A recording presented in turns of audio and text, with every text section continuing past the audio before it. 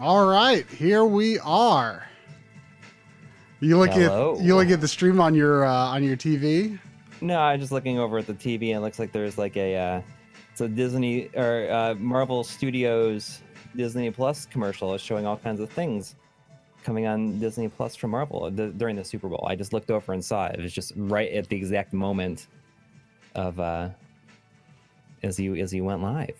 The light from the OLED almost makes it look like you've got some sort of like LED something or other going on. Like I can see it like hitting the wall. The overhead light has turned off, which it doesn't look that bad. Mm-hmm. I mean, considering that there is no light over top of me. Yeah, it's not that bad. It looks pretty good, I think. Yeah, I'm actually for streaming. I'm using the minimal light in this room because the lights that illuminate more from the side kind of impact the CRT black levels a little bit more. So this light is more like directly above the CRT, so it doesn't really impact how it looks. It also makes the stream a little easier to see, or the chat a little easier to see, because if the more light that's in here, this PlayStation 3D TV that I'm using as a monitor is extremely reflective. Also, it's kind of funny. It almost looks like my couch is like extending like to your chair. It does a little bit, yeah. I know I'm a little out of focus. The focus point for this webcam is like a little up from where I am, and plus this side of it is a little shallow, a little more out of focus. This is what the full webcam shot looks like. Surprise, Sandy's here. There's the light. The light is back now. But yes. Oh, cool. Let me know if the I see it says Don Hibbert pledged $1. I don't know if there was a pop-up for that. No, it's just like when somebody joins their Patreon. Should there be a pop-up for that though? Because I think it's fine. Okay, because I'm not 100% sure. I'm going to go ahead and switch. There should be a pop-up. Oh, okay. See, that's what I was afraid of. I had no way to see I was setting this up if the Streamlabs you can shrink that down a little bit. Stuff looked correct. You're doing something a little extreme. Yeah, it was. And let me also know if the pop-up, the Streamlabs pop-up looks fine when it when that appears. All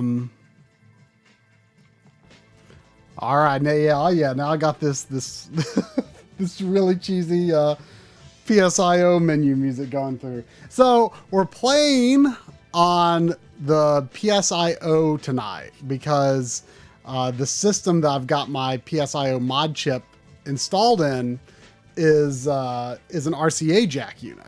So it was really easy to it was really easy to capture two signals at once if I was playing PlayStation.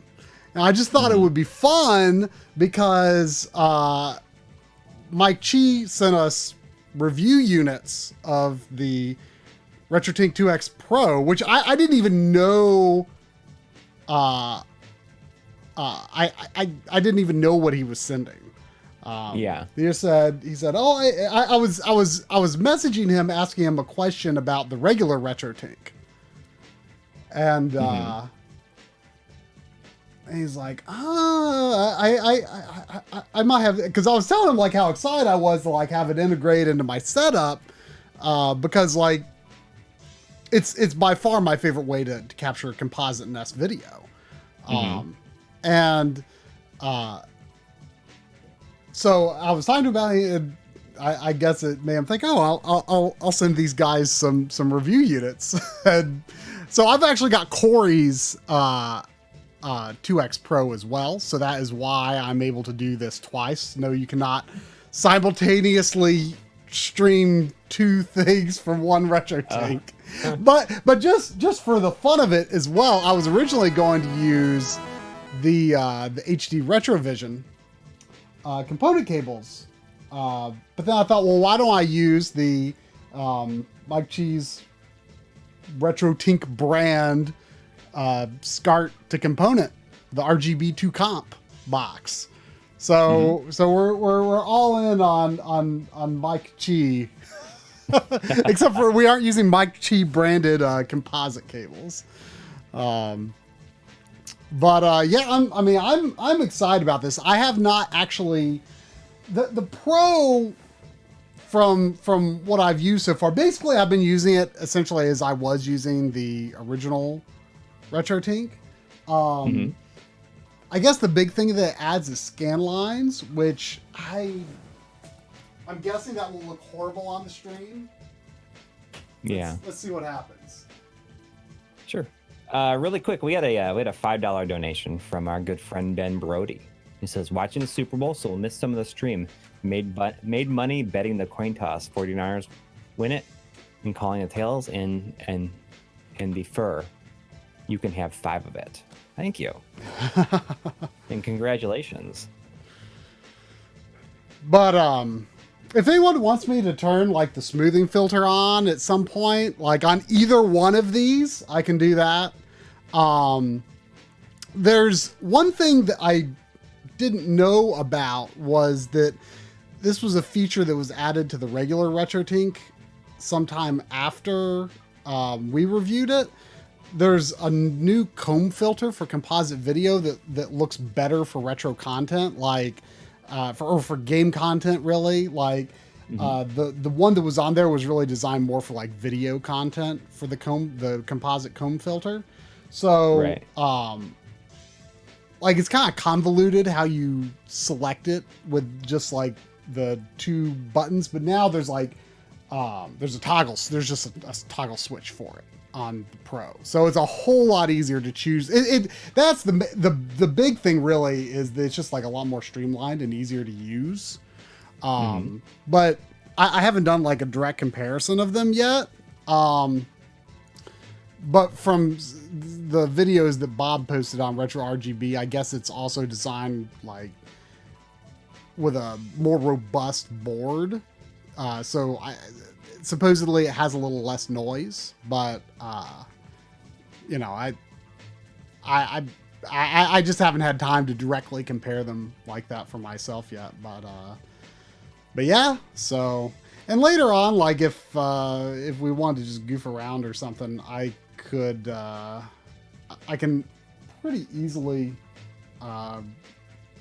capture a few other things, I think. But I you know, as we usually do, like to actually make some progress in a game. So yeah, sounds good. So have you updated the firmware on your PSIO in a long time? I have not. Well, hopefully it works all right. I mean, I'm assuming Crash 2 is not a game that had a problem. I guess we'll see. You got Castlevania. I mean, I literally have not updated it, you know, since I got it and did the video on it. So Crash Bandicoot 2. Cortex strikes again. The first Crash was a game that I really wanted to include on my games we played in 2019 list. But I, you know, just didn't have time. It was actually going to be like the lead game. It was going to be the first game in the episode. Oh yeah. But just had to cut it out. Didn't have time. So I was disappointed I didn't get to talk about it, but I really liked it. And, you know, I've been looking forward to playing the second one. So I figured, why not tonight? Yeah, you're beating it tonight, right? Oh yeah, of course.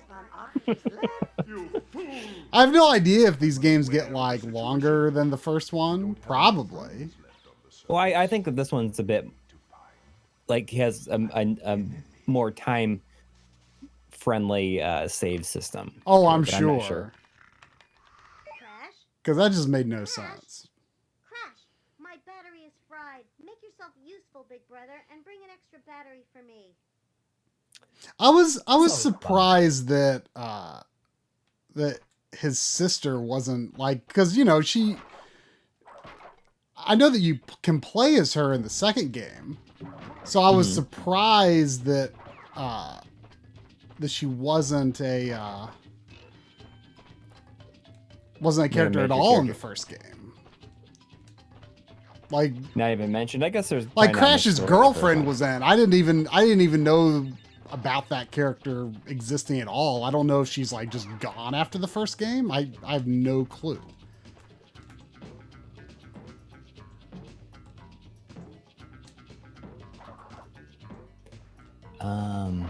Let's see. All the games are about the same length, but this is a lot of people are saying this is considered the best one. Oh, really? Yeah, I think that's in most cases. I would say that in most series that span like 3 games Mm-hmm. Well, or more, I think that the second one is usually the best one. welcome. I apologize for the crude. I don't know. It's hard to say. But I rather expect I just feel like that happens more often than not. I mean, certainly Naughty The Dog first one did is that like again with my- second one Uncharted. is kind of like their which door lies a well. yeah. I mean, well, I think that the second game usually they can put everything that they want into it that they couldn't put into the first one, and then the third one. By the third one, they're looking to do something different and And sometimes it make it doesn't pan weird. out. Yeah. yeah. Of course, with Jak and Daxter, they did the weird with the second one. Yeah. But I mean, I guess they stuck with the weird. With the third Yeah. one. I still intend to play those sometime, but like the first one is just so classic. Like Yeah. it's just kind of disappointing to see how different it is.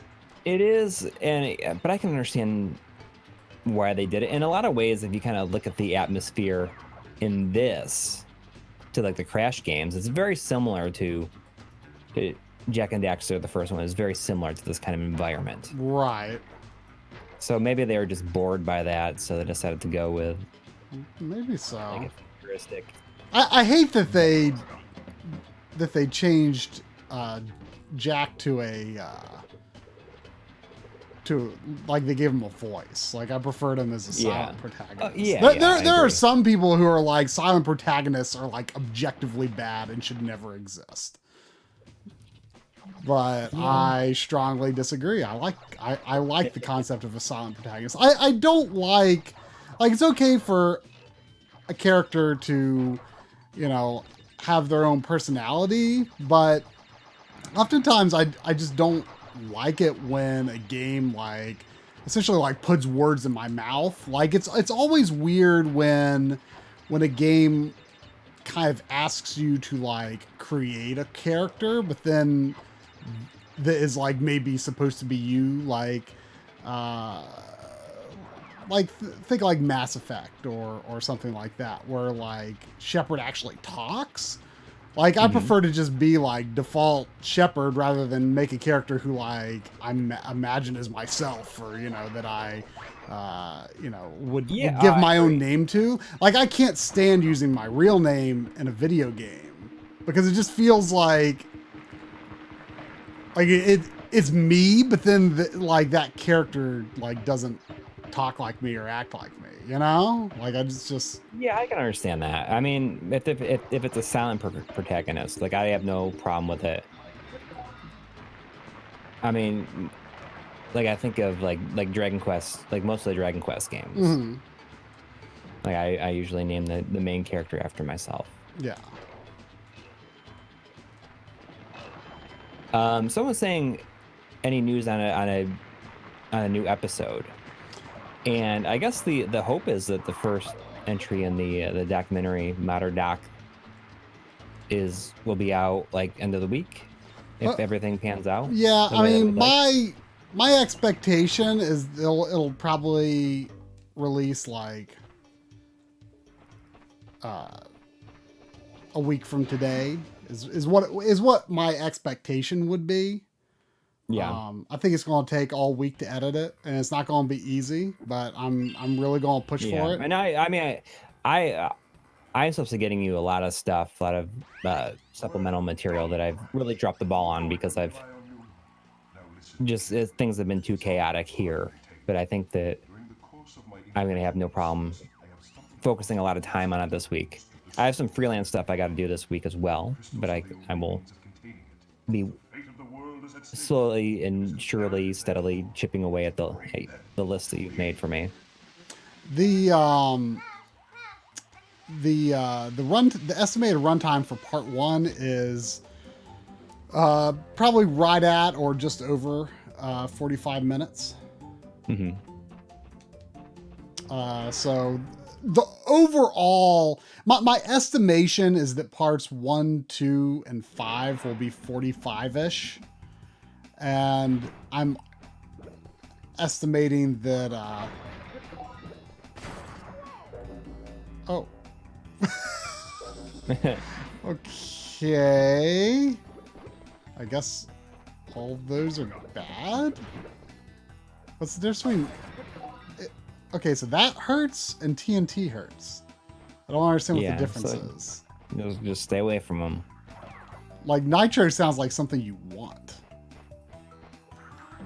It does a little bit. But anyway, but you think the 2 and 4? I think 3 and 4 are probably going to be more like an hour. Yeah.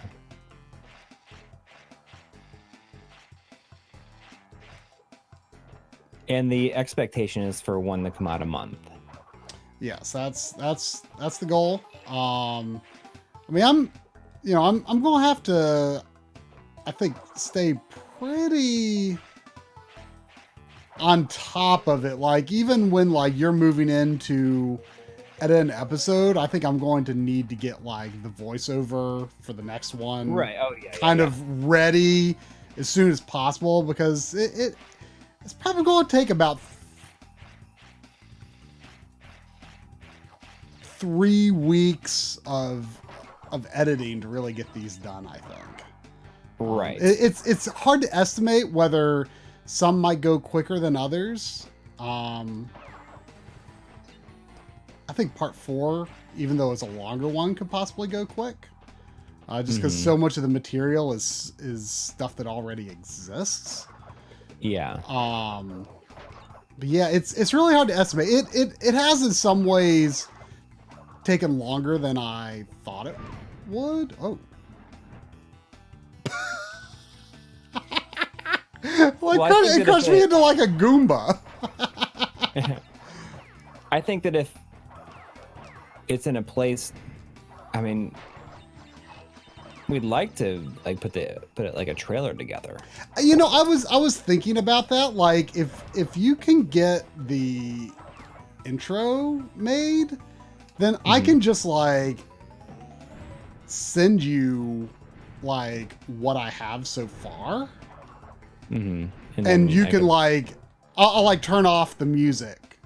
Right. And then you can just like, and I'll export that, and then you can just like make a trailer from it. Right. It's just been challenging here, especially since like the move, and like I thought I was in a good place this week, and then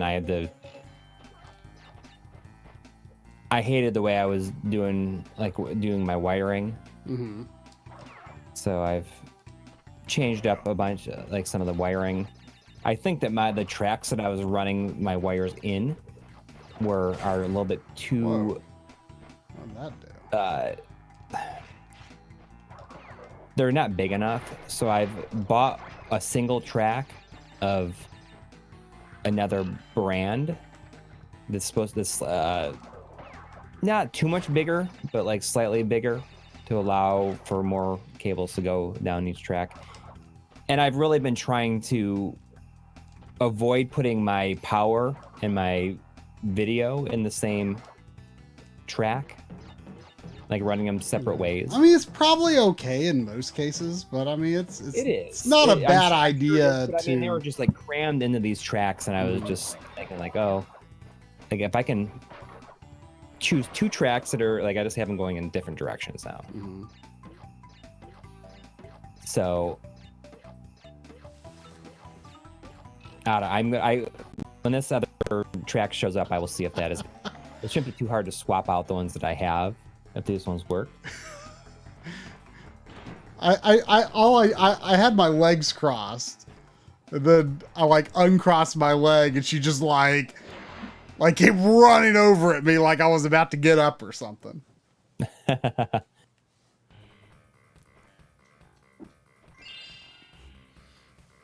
Why composite? Because I could record composite.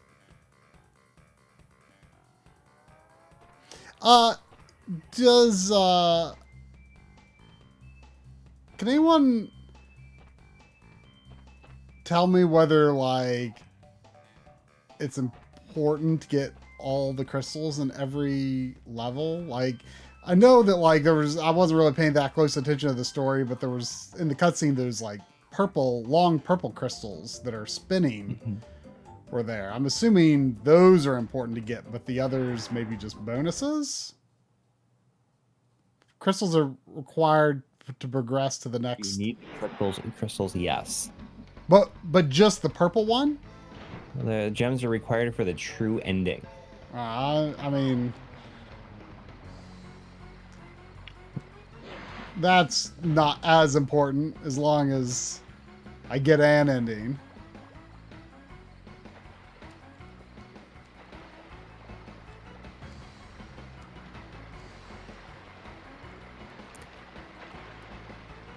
Someone's asking if we had the analog DAC and if we'll be covering it, and we have been using one or testing it for several months now. Mm-hmm. Just like a bare board, like we don't have like it's not like a final unit or anything like that. Whoa. And I think it's pretty cool, and we would ideally like to cover it.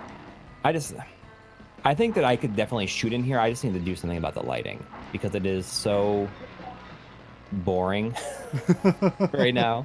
And I feel like I need to. Maybe I could put like the those plug-in track lights that I have. I could probably make it seem a bit nicer, more moody in here.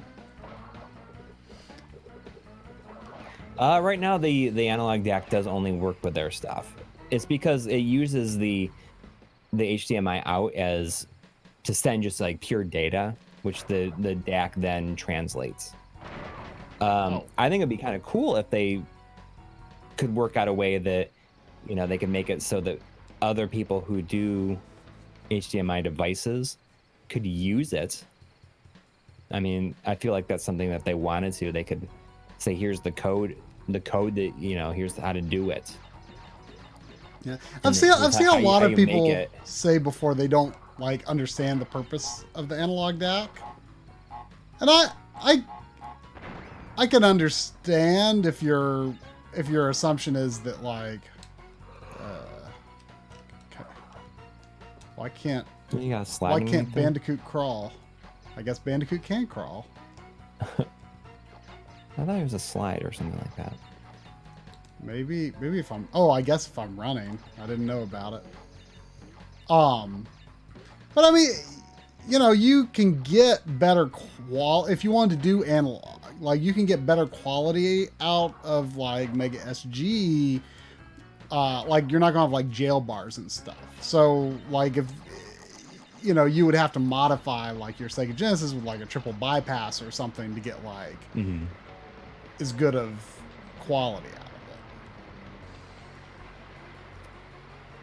So I mean, for my purposes, yeah. I mean, I've got the original systems. If I'm going to play an analog, I will probably use the original systems. What I find useful for our purposes is it's an easy. You can set the Super NT or Mega SG to PAL. And it's a really easy way to get PAL output if we need to record that. Although I do have a PAL Mega Drive, but not a Super Nintendo. I've actually been using that PAL Mega Drive the past couple of days Or, well, really since yesterday. It took me forever to find it. It was just buried under a bunch of stuff as part of my whole reorganization process. I know that feel.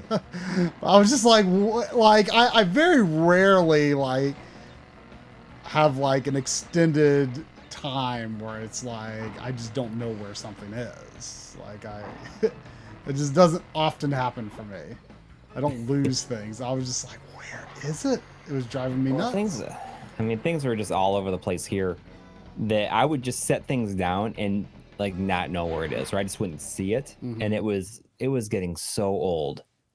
I mean, I would use something, set it down, I'd come back for it, and I could not find it for like 15 or 20 minutes. And it happened repeatedly, and I started doing something to let myself remember. Whenever I set something down, I would say, I am setting the wire cutters on the like next to my Genesis games. Like I just say it out loud so that I would hopefully not forget. But I mean, it was excruciating. Yeah, I mean, I've definitely had problems with that in my reorganization process as well. But like, you know, it would take like a minute tops to find something. You know, this took like 30 minutes. Yeah. And then you find you're like, it's in some place you definitely already looked. Exactly, it was. Every time. It was sitting on the guest bed, but it was like buried under a whole bunch of stuff. You got a is that 10 euro? I don't know. I believe so. I believe that is a euro. Got 10 euro from Fabio Biffo. Thank you. Top 3 Crash games: 1, Crash Team Racing; 2, Crash 2; 3, Crash 3. Composite sucks. It always did and always will. RGB is just lovely. P.S. You have to jump on the TNT boxes and get all the pink crystals first. Oh yeah, jumping on the TNT boxes does, I think, count as breaking a box. I don't have a top 3 Crash games yet because this is my only my second one. Yeah. Well, thank you, Fabio. But I really liked the first one. I liked it a lot more than. I mean, I thought I was gonna like it, but I still liked it more than I thought I would. Like, I like how like just sort of straightforward they are. Like, in an age of like these heavy exploration platformers, which I love too. But that was like outside of Crash. Like, all platformers were like, you know, following Mario 64. And what I thought was so interesting about Crash 1 was it never really registered in my head that until I played it, that it came out technically after Mario 64 in Japan, but like about a month before Mario 64 came out in the US. And like I just always assumed it was after. So that really surprised me. And so even though like it technically came out after Japan, I wouldn't be surprised if Naughty Dog played some of it, you know, after it came out in Japan. Like, the game had to have been so close to done, right, that like it couldn't have had that much influence. We had a $2 donation from our old friend Blade Blur. Oh, thank you. He says, what do you call a racetrack in Crash Bandicoot 3? A crash course. what Maybe that might what does be it have to do humor. with 3 specifically? But that is good.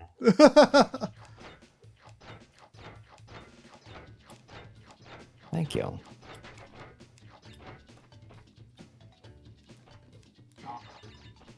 Get it? Crash course? Are there a lot of those in Crash 3? I don't know. Connor Oh, Fury I is guess I asking, forgot. There we what is your favorite game to play on Super Gun? And earlier today, when I was making sure that my Super Gun was working in my setup, I was playing Final Fight. So that might be my favorite game to play on the Super Gun.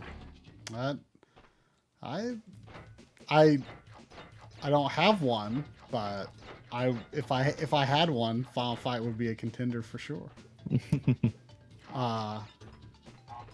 Technically, I am going to have a Super Gun pretty soon, though. But it's going to be for the Neo Geo. Yeah.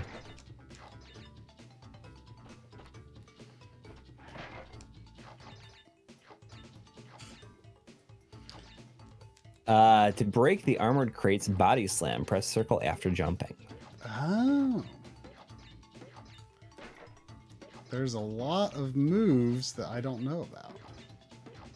And Mike Bates was saying that you guys see that there are more 3DS capture card boards in circulation again. Oh. I think I saw a tweet about that. I feel like... Where did they come from? Who's selling them? I feel like I've just been so out of the loop. It's kind of silly. Like, I mean, I'm a little out of the loop too. Just because I've been working so hard on this first documentary episode. I feel like I definitely got like a second wind with it the past couple of days. Like I mean, it feels weird to think about, but like I made a few like there's not a lot of comparisons in it, but there are a few comparisons in it. Mm-hmm. Like I kind of made comparisons. I was like, you know what? I kind of miss doing that. Like I haven't done that in a long time. It was just like kind of like, yeah, I was kind of feeling it. Murky is selling them again. Oh, okay. I wonder where he got them from.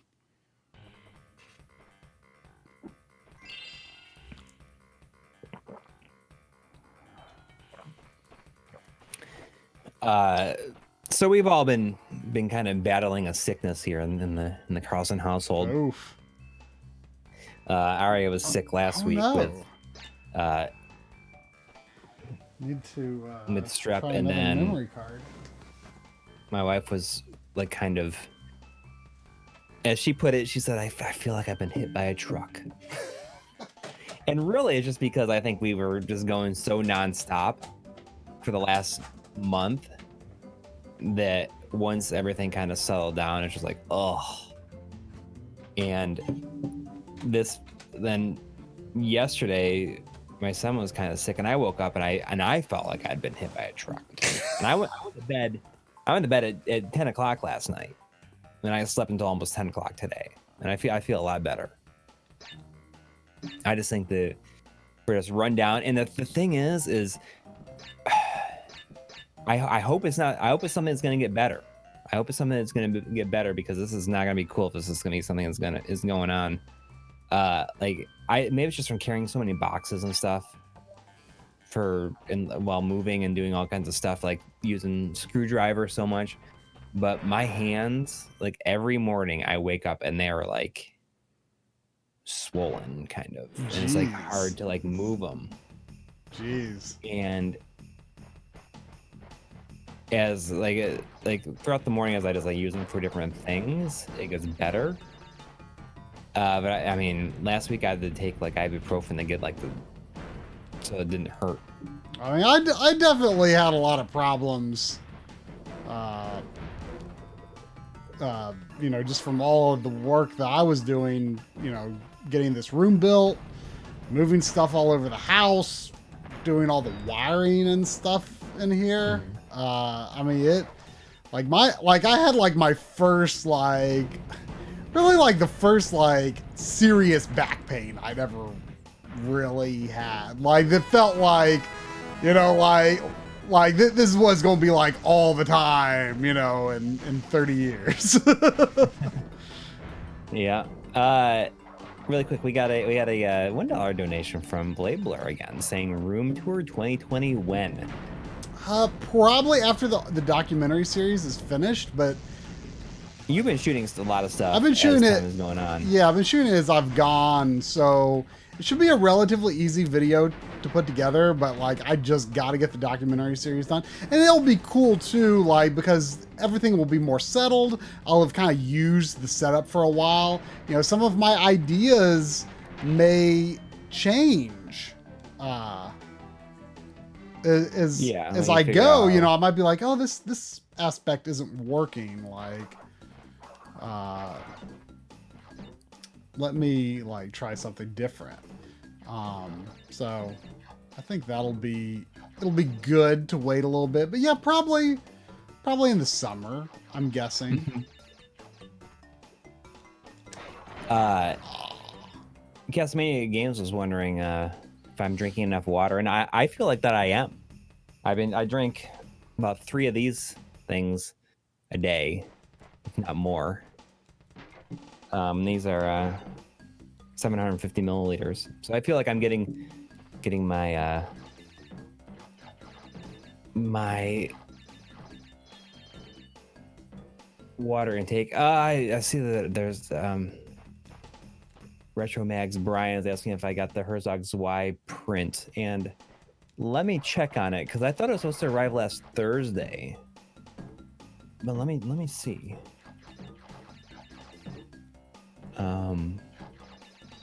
Let me check that tracking.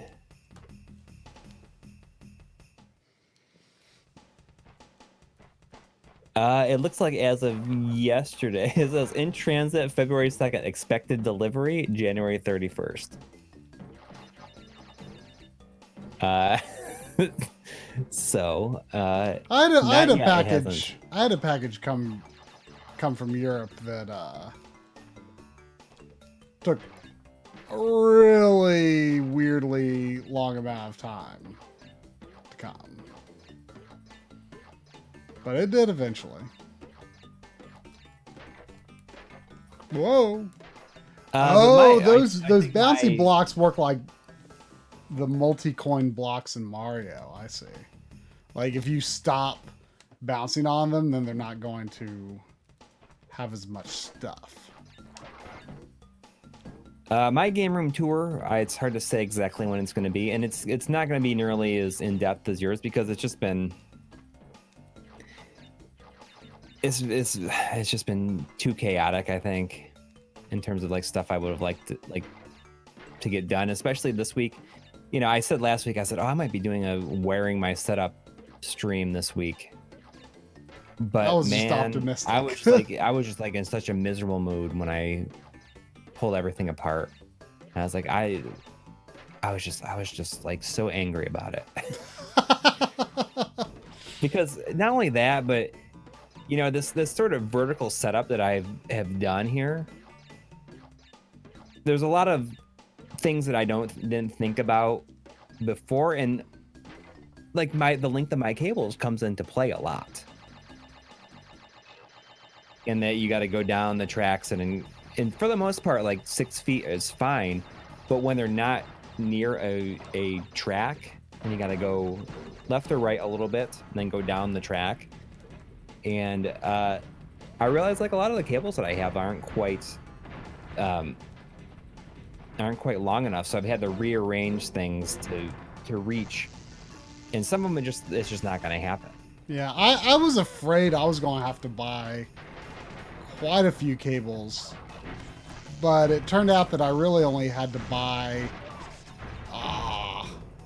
like the 2 that I needed that I didn't have. Like, yeah, like I needed a new Dreamcast cable, and I needed something to go with the soon forthcoming Neo Geo. So luckily that was all I had to buy.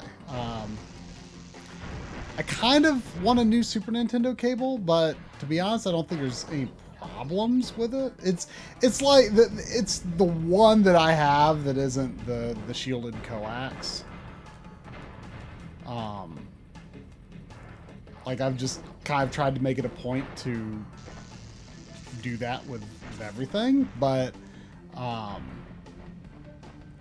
like that one's fine. It's C-Sync, and I've just not had any, you know, audio or visual issues with it at all. So I'll just leave it as it is for now, I suppose. I had to record a comparison yesterday that was using coax, so I just used the NES cable that's next to it.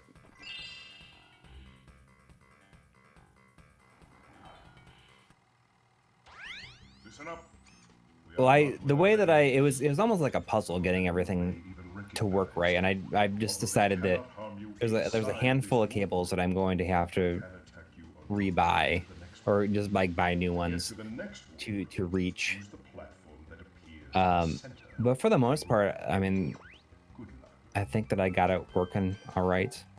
It's very condensed, and I think that might, when people see how it all came together, they'll either think that it's like pretty cool how it's all in one spot, because before it was like, oh, I got this stuff, I got a whole other room here with like my games in here, but everything is just like here in this long room. And it's going to be just a lot easier. But also, I thought I was going to have like multiples of the same systems hooked up, because I thought I'd had the space, but really I don't. What am I supposed to do? I mean, the way I have everything run, which is actually kind of cool, is like if I need to plug in a different version of a system, the way all the wires are, I just can unplug one and easily plug in another version in the same spot.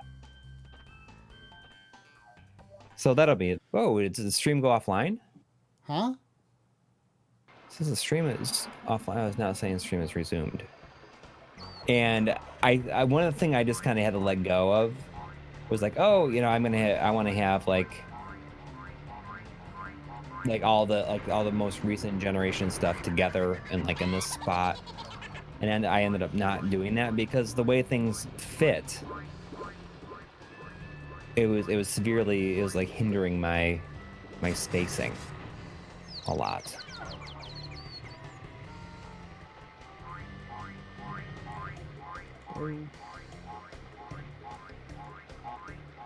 But in general, I feel pretty good about it. When you're talking about the lighting on your PVM, like when the overhead light is hitting your PVM and it kind of does like a number on the black level. Mm-hmm. So that the one PVM that Steve from RetroTech fixed for me at the Retro Create event. So that's one that CRT PVM has a like the anti-glare on it, which slightly darkens the picture, but it is like makes it look really contrasty and actually awesome. Yeah, one of mine has that as well, and I'm torn on it. Like the black levels do look really good, but it is a lot darker.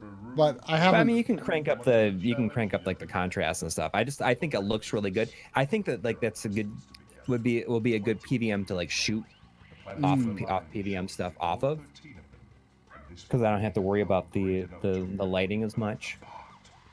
Properly utilized, however, the crystals can absorb and contain the energy. I mean, I think it looks really good with the anti-glare filter on it, and I have my 20L5 doesn't have one on it, so that's just a different one that I have like over there. I only have 2 PVMs hooked up.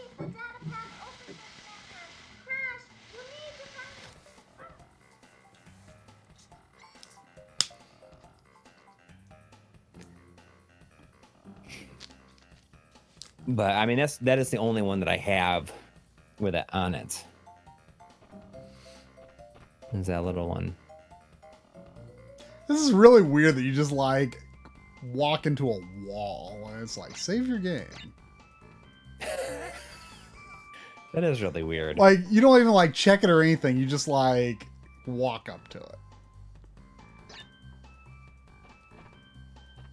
I saw Blade Blur asking earlier if I would play the Insane trilogy. And you know, like I've been so tempted to buy that so many times over the past however long it's been out. And like, it's always just kind of like, well, you know, I guess there's more important games to spend my money on.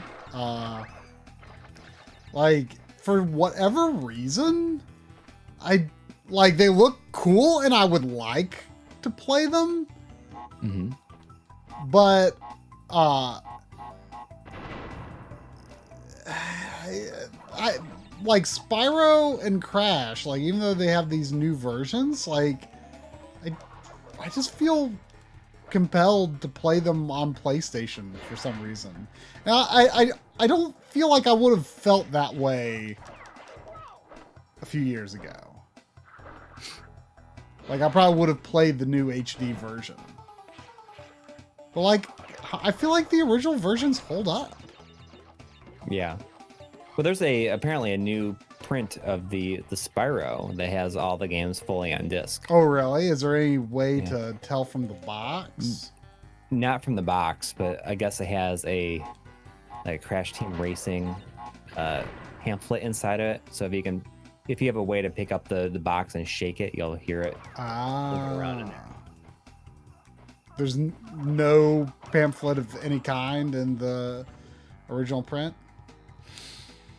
As far as I know, I mean, there might be like nothing that has the same heft as that you could hear. Mm-hmm. Like, it's slightly smaller, so you can hear it shaking. Mm-hmm.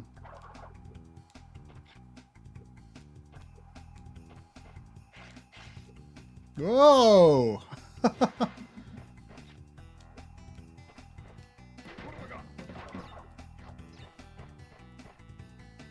If everything goes well next week, I'm kind of excited. Depending on what my schedule is like on Friday, but there is I'm not sure if I've even gotten in or if anybody who signed up for it got in, but on Friday is the Phantasy Star Online to closed beta test. And I am hoping that I got in so that I can play. I'm excited awesome. about it. But if everything works out right, and if the setup works, we might for next week's stream, we might be playing some Phantasy Star Online episode 1, 2, and 3, hopefully plus on the GameCube online with a couple of other people.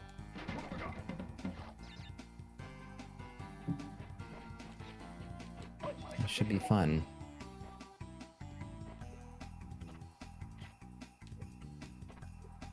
They'll make for a different kind of stream.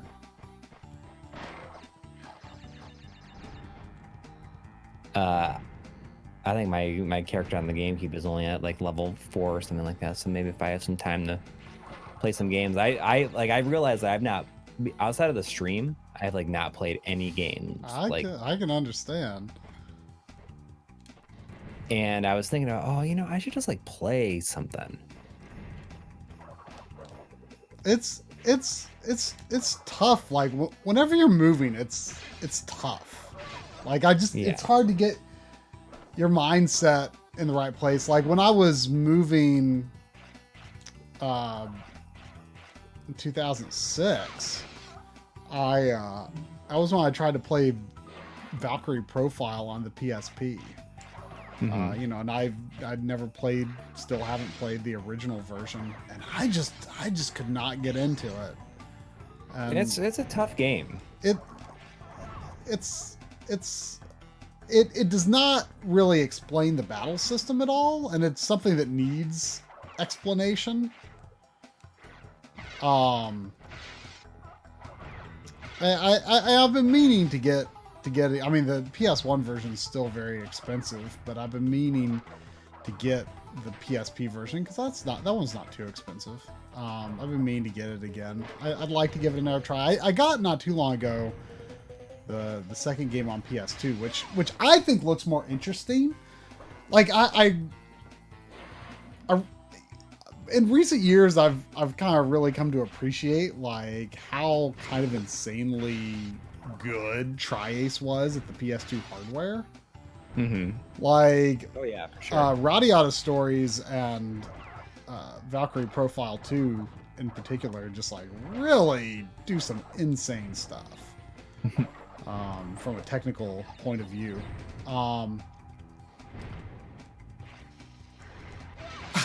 I am doing so bad. But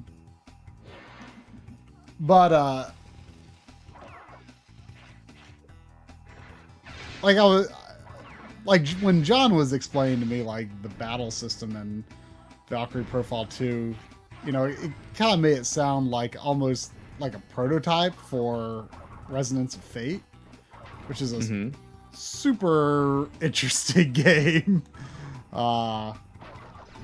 Definitely have a soft spot for that game. Hey Sandy, what is it? What is it? Why don't you just lay down? Just lay down right here. Yeah, there you go. Just lay down. Yeah. That'd be good.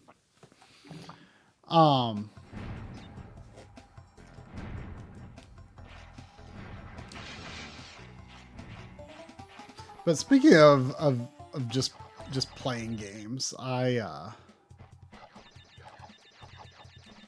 the other night I was like, I need to just like, I need to play something. You know, I've been working pretty late. I was like, I need to just like have something to. I've just been like watching movies and stuff in the evening. Yeah. Lately, you know, just I didn't feel like I had time to get into a game, but I should have read the manual because I figured out the circle button lets you do a lot of things.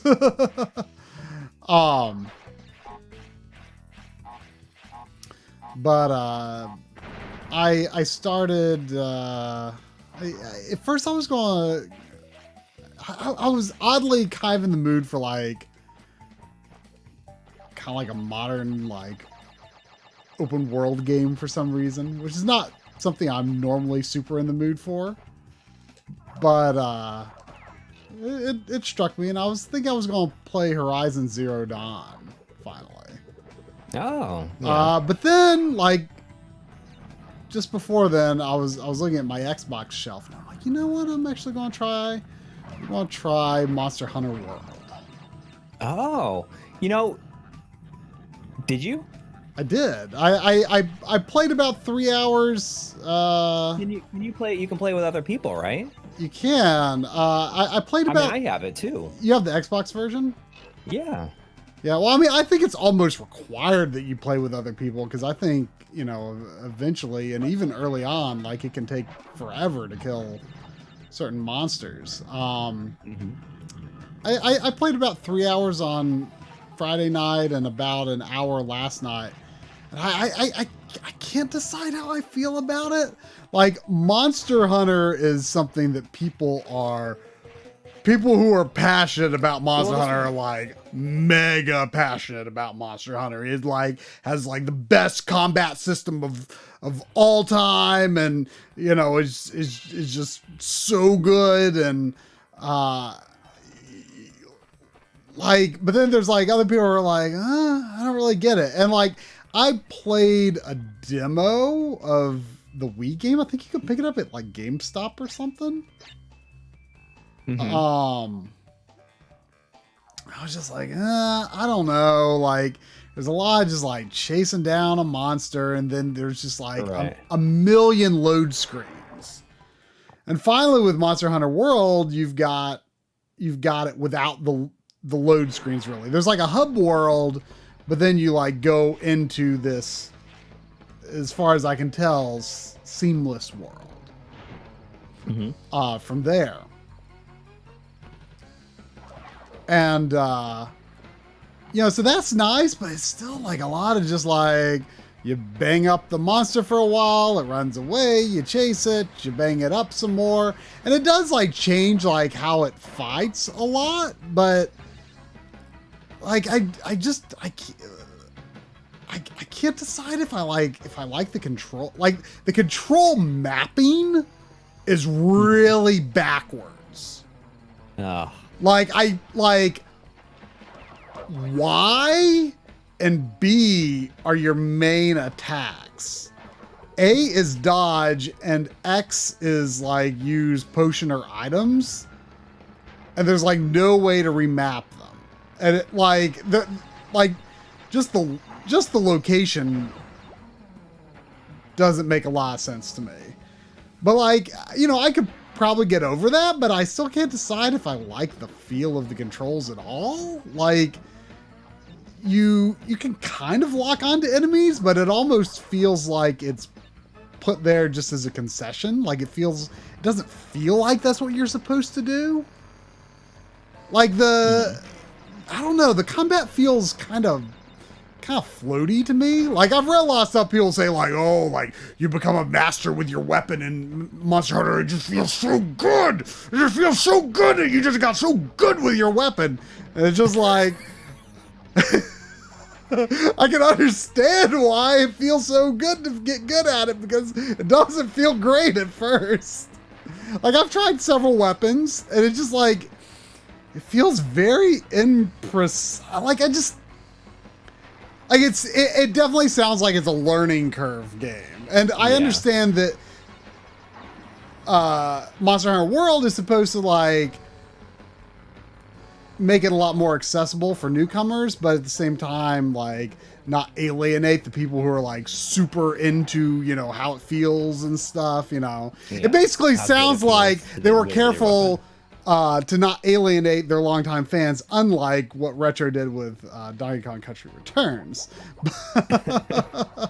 But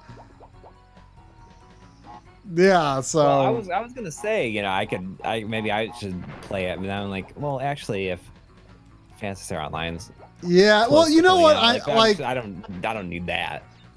Yeah, you know, actually, to be honest, like, you should try the PSO.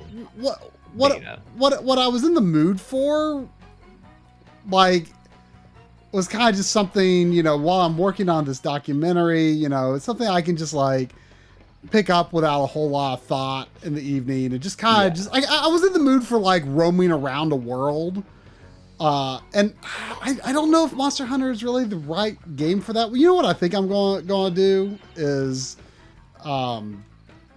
instead of continuing with Monster Hunter for now, I think I'm going to get back to making progress in the next Final Fantasy 14 expansion, which is Stormblood, which I started over the summer,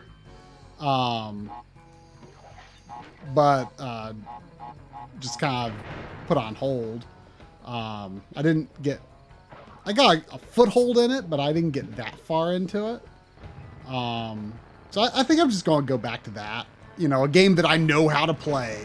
You know, I think I'm just going to go back to that for now, because I haven't played that in a while, actually. Like, I used to log in, like, almost every day, like, even if it was just to, like, do basically nothing. Like, I used to log in, like, just before bed almost every day, and I kind of got out of the habit of that in the past several months. So I think that's what I'm going to do. Like, that feels like the right game to play when, you know, I've got all this other stuff to work on. But learning something is, like, kind of complex as Monster Hunter right now feels like the wrong idea.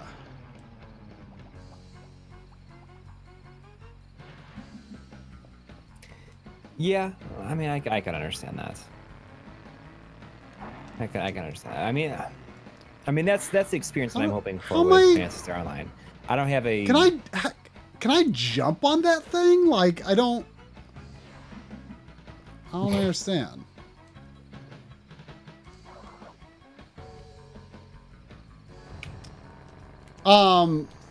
If you've got Final Fantasy 14 is a very scalable game.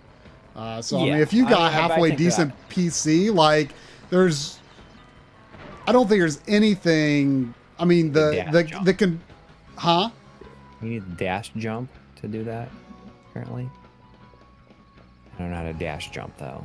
Well, I know you can dash. You gotta wave dash to do it. I know you can dash by hitting buttons, but I don't think there's like a jump. Like I think I have to jump off that thing, but like I think I just have to like just like drive into a wall to wait for some of these mines to go by. But Final Fantasy 14 on PC, you can even set, if you prefer, you can even set the button icons to be PlayStation button icons on PC. I play on PS4 just because I'm such a console boy. Even though I could, you know, have a smoother gameplay and probably higher resolution and stuff on, gosh darn it. On PC, but I'm gonna say I like my consoles.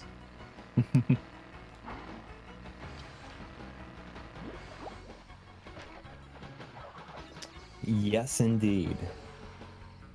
Yeah, I'm excited. Fantasy Star Online is gonna. I haven't had a game like that in like 20 years, basically. So we'll see. I'm looking forward to Final Fantasy 14 on PS5. I think that's going to be pretty good. Like the director already said like they started development on PS5, and then like then Square Enix was saying actually he was expressing his desire to develop for PlayStation 5. It's like, yeah, right. I mean, even if they didn't make a PS5 specific version, like it could still run in backwards compatibility mode.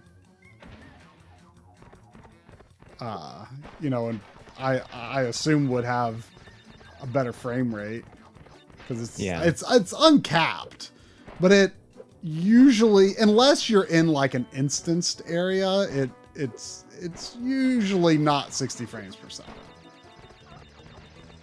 But if you're in an instanced area, it tends to run pretty smoothly. Critical Unity in the chat is wondering why even have the left video if it looks like crap. Well, really the answer is because we can. Yep.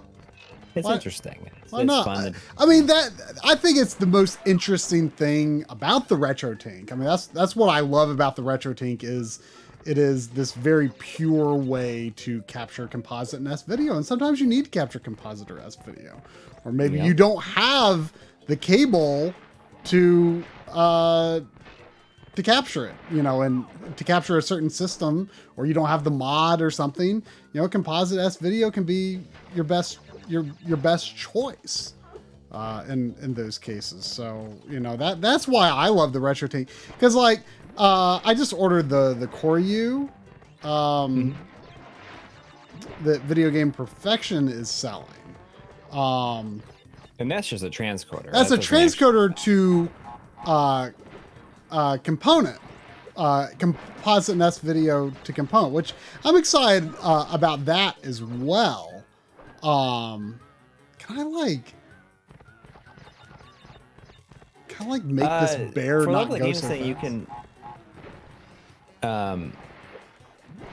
can jump on Polar, the character Polar, I guess, in the stage select screen and get a bunch of extra lives. RetroTINK is asking did you calibrate the colors between the two before starting? Oh, what do you mean exactly? Like, is there a RetroTINK calibration process? If there was, I did not know. They are on different capture card models.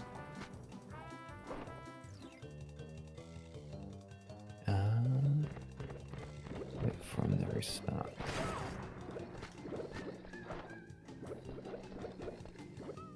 But yeah, so the oh, did you tune the color brightness and contrast on your capture card? Oh no, I I really don't touch that stuff at all. You know, other than like, you know, like full range, limited range, you know, that kind of thing. Does it look correct or not?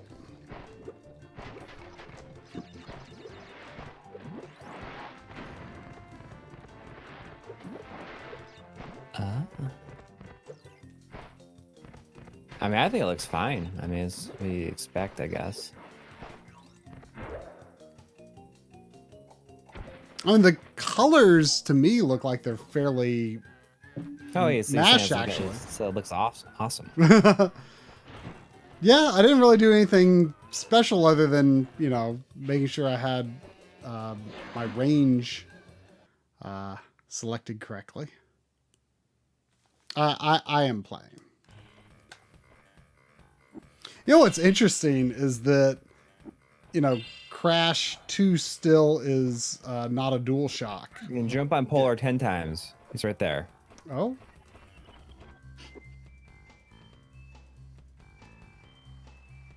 So, you were helping Cortex gather crystals. Yet you have acquired a gem. Interesting. Well, Crash, know this. As long as you are Got a $5 donation from Kodokud. Thank you. I feel you guys. I'm balancing editing for freelance and for personal. I'm editing a freelance doc while watching this stream. Hang in there. It's the endless cycle, I suppose. Yeah, But I mean, like all things like freelance, it's like, for me at least, it's always been like feast or famine. Like it's like too much work or not enough. like the end of last year, like from October until the end of the year, it was crazy. And then it's been very slow. Although I'm going to be doing some freelance stuff this weekend, but I think it's just like templates where I'm just swapping out shots. And apparently it's going to result in 42 videos. But whatever. I mean, there was a potential freelance project that would have been like the first 2 weeks of February, and I'm honestly glad that it ended up not happening. I mean, it's too much to deal with now. I mean, it would definitely be nice to, you know, one of the big goals this year. I mean, obviously we haven't had video in January, and that was I had hoped optimistically that the first documentary part would be out by the last day of January. Obviously that didn't happen. But you know, once that's out, kind of the hope is to have more videos this year than last year. I mean, in general, be more regular. We're not off to a good start. We're not off to a good start, you know, and obviously, you know, your setup still has some work to do. I can tell you what, though, it's a huge relief for me to like be pretty fully functional now, you know? Like, it's been a long time since I could really just capture almost anything I wanted. So it feels good. But yeah, I mean, it's possible that we won't be going as full steam as we'd like for a month or two, but we had, by the numbers, like there was only like about one full episode per month last year. Is that right? We only had what? Did we only have one full episode, like by the numbers? You counted it up with one time. Like what we had last year. Like how many? Yeah, it was a lot less last year, I think, than normal. Yeah. Yeah. And we're kind of hoping maybe to have more than usual this year. Yeah. So, you know, in other words, my point is, you know, hopefully we can like get this to a point where maybe we don't have to accept as like the dream would be accepting freelance like is bad. because you could make more money making another MLiG video, right? That'd be the. I mean, I don't think. That'd be the dream, but I think that's dream, that's a but I don't ways think off. that's Well, how you- especially you've got a lot of like pretty like mindless yet Well, I mean, lucrative it's like, connections for your freelance work. I mean, it's just. It's not super. Yeah, it's not super taxing, but I mean, it does require a lot of back and forth, but it's mainly like medical things. Which it's a lot of like talking heads. Really quick, we had a $5 donation from Potbelly Punch. Oh. It says, correct me. SCART is a connector. RGB is a signal. You could get S video or composite quality from a SCART connector if the TV supported it, Correct. or if the cable was wired up for it. But that is correct. But you can't like how to put it. You can't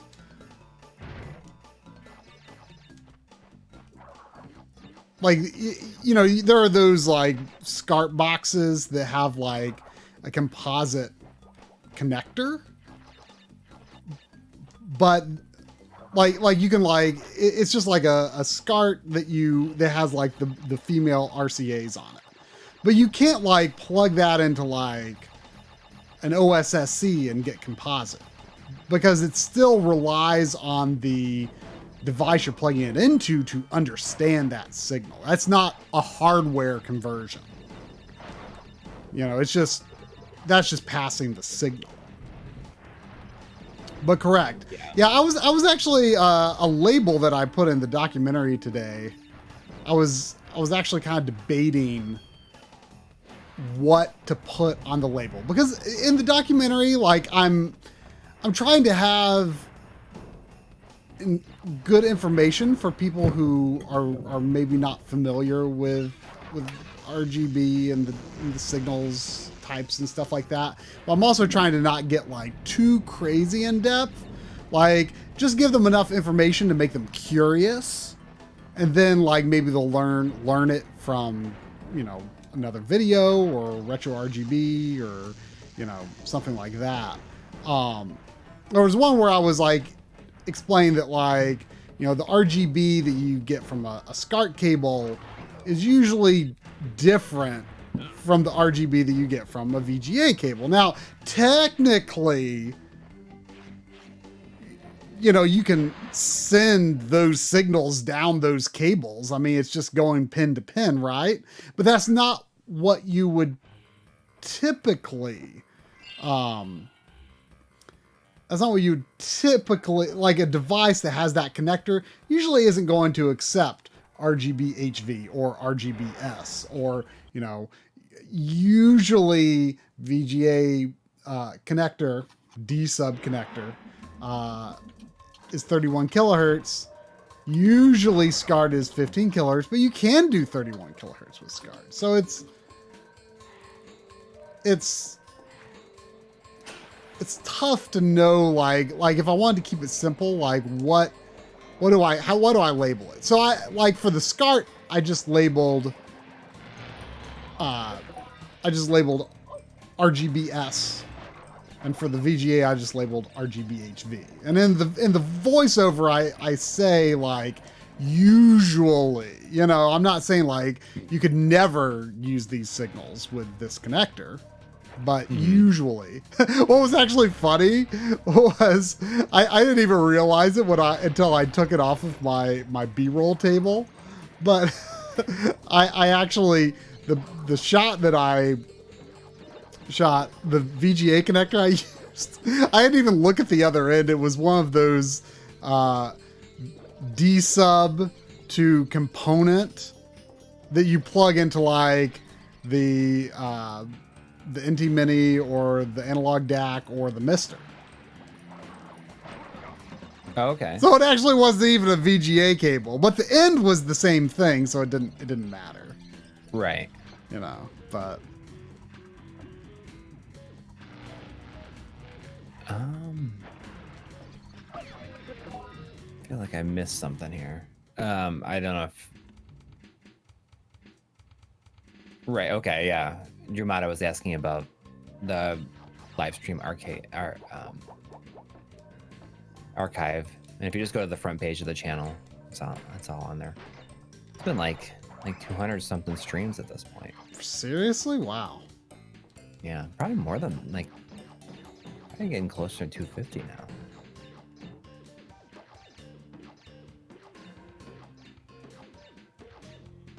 Oh, I see. Whoops, that's not what I wanted to do. Sorry about that. I was just clicking that link that Sarah put in the chat for the theme song is, yeah, it is on the you can download it from that link. Or if you're so inclined, if you like the song, you should go directly to Matt McCheskey's Bandcamp and it's up there as a pay what you want for it. But his version has lyrics. Yeah, the instrumental version is exclusive to us. Yeah. There is a new theme song from him for the documentary series, and there's also going to be some new music in the episodes as well. Which there's going to be one new one in this first episode, and there's also, but with the documentary series, I'm kind of going for more of a natural sound, so to speak. Yeah, no, it's like previously we had like music like throughout the documentary and just like playing all the time. Mm-hmm. Which this, like, I mean, there is some sort of music almost all the time, but like basically when a game comes up, like I play the game's sound. Oh, that's cool. I play the game's sound for, you know, while that's being played, and then like the sound kind of continues for a while and eventually fades out, or the next game that comes up.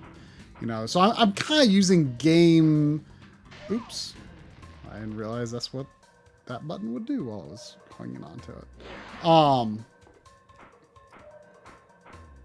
Yeah, like I don't know how to describe. Like I'm using the game audio more as sound than music in particular. If that makes sense. Start Select is wondering if we have a final name for the documentary series. Do you want to? I guess we can announce it. It is called Analog Frontiers. You know, sort of the idea behind that is, you know, it's about all these technologies that, you know, at their root they are analog, but there's still people doing kind of new and exciting things with them, you know, both from a preservation standpoint, a modding standpoint, and future-proofing. Future-proofing, you know? Yeah. I mean, those are all the big themes of the series. Mm-hmm. So, yeah, hopefully people think that's cool. Forever to come up with a name. Yeah, I did. Like, I'm still just calling it the Doc series. Yeah. I think it'll sink in once we've got the opening nailed down. Yeah. I think it'll sink in a little bit more. But yeah, I was so afraid of committing to a title for a long time, I think. Yeah. But I've actually had like the titles for the individual parts. Like I've had those were easy. Do we want to tell people what the individual parts are? Sure. The part 1 is just called The World of Vintage Gaming, which is, it's kind of just an overview of, you know, of people that work in with this kind of technology, the kinds of products and services they've provided, and also just why people bother with this old crap. Part 2 is called Original Hardware, and it's all about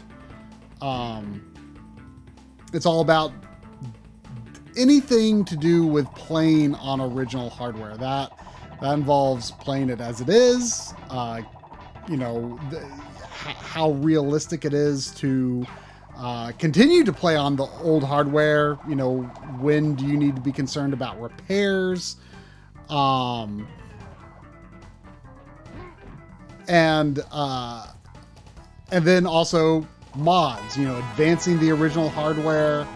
And then part 3 is called Preservation and Replication, which is on anything that has to do with ensuring that this stuff lasts beyond the original ROM, beyond the original hardware. So, obviously involves, preservation from a game backup standpoint, but also a standpoint of software emulation, hardware emulation, flash cartridges, that kind of stuff. And also the visual, just the simple visual representation, because without a doubt, the most visible act of preservation out there is the Wikipedia photos by Evan Amos. So he's a major part of that as well. And there's different people in every single one of these. Some people, might appear in part 1, 3, and 5, and other people in 2 and 4. It's just kind of a mixture all over the place. Part 4 is all about Kevtris. His life, what his approach to things is, sort of the experiences, the different projects he's worked on that, a lot of people might not know about, that has kind of led to his, where he's at today and the influence he's had on the overall scene. So the idea with that episode is let's pick one kind of mega contributor to the retro gaming scene and just really focus on that one person. Right. Then part 5 kind of zooms back out, and is on, the title is Contribution and Community, which is kind of all more about okay, how can you, how can you turn an idea that you have into a real product? What kinds of concerns and considerations might, you learn from these people who have experience, how does it go from, idea to finished product, what kind of costs and unforeseen circumstances, and then also where, just kind of the community in general, I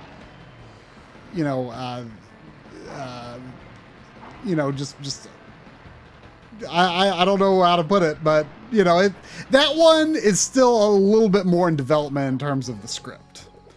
The script for that one is not finished, but the script for all the others is finished, which was a very difficult and time-consuming process. But now we're full on editing. So, right, like I say, it's gonna be probably close to 5 hours of content. It's gonna be 4 to 5 hours of content overall, which is kind of close insane. To 5. I think it's gonna be pretty close to 5. Yeah. it's like almost gonna be as much as like a movie trilogy. So we had a couple of donations while you're going through those. The first one we got $2 from Tech Assistant saying LG Game Mode reduces the input lag. Do you use it? Oh, of course.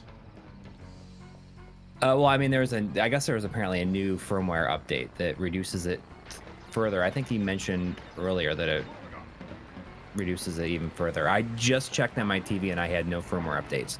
So which model they is roll it it out like they roll it out slowly usually, I found. So when it pops up, then I generally update. Last time I used the time sleuth on last time I used the time sleuth on mine, I had 17 milliseconds, which is like 1 millisecond over a frame.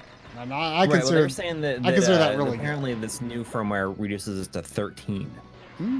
Not that I think I would notice, but that's always good. My dad has a relatively unremarkable, but seems solid enough. You know, he didn't want to spend a lot of money. An LCD LG.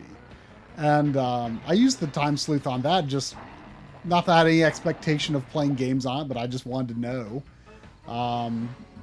It was 14 milliseconds. Oh, wow. So it was under a frame. Next week, we had a $2 donation from Blast Processing with an exclamation point. Saying, I love Composite the way people love vinyl records. And I can appreciate that. I can appreciate that as well. I was actually going to play in Composite tonight on my PVM, but I'm looking at the RGB to component on my end here. But there is like, I mean, as much as like I will, usually play NES and RGB, there is just like that crunchy, composite look to NES. I've got big time nostalgia for it. I think it's important to represent that, from time to time. In fact, I want to, before I end the stream, I do want to try a little NES, because I want to see if we can see a difference between the comb modes, because I haven't had a chance to do like a side-by-side comparison of that yet. But Mike said that the hey Sandy, what's your end goal here? What's your end goal? Are you gonna lay down? Here, you trying to get down? Or you? There's not much room to sit on my lap without a recliner here, Sandy.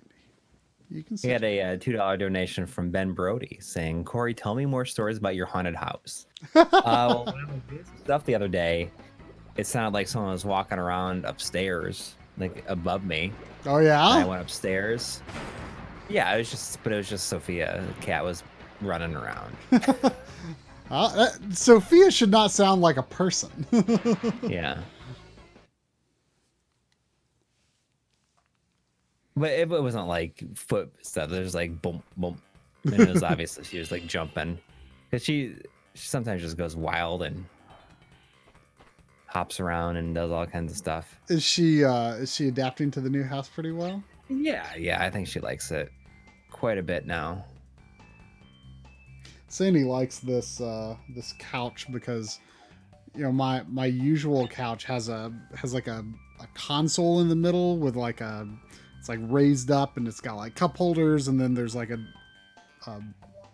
compartment that has storage in it.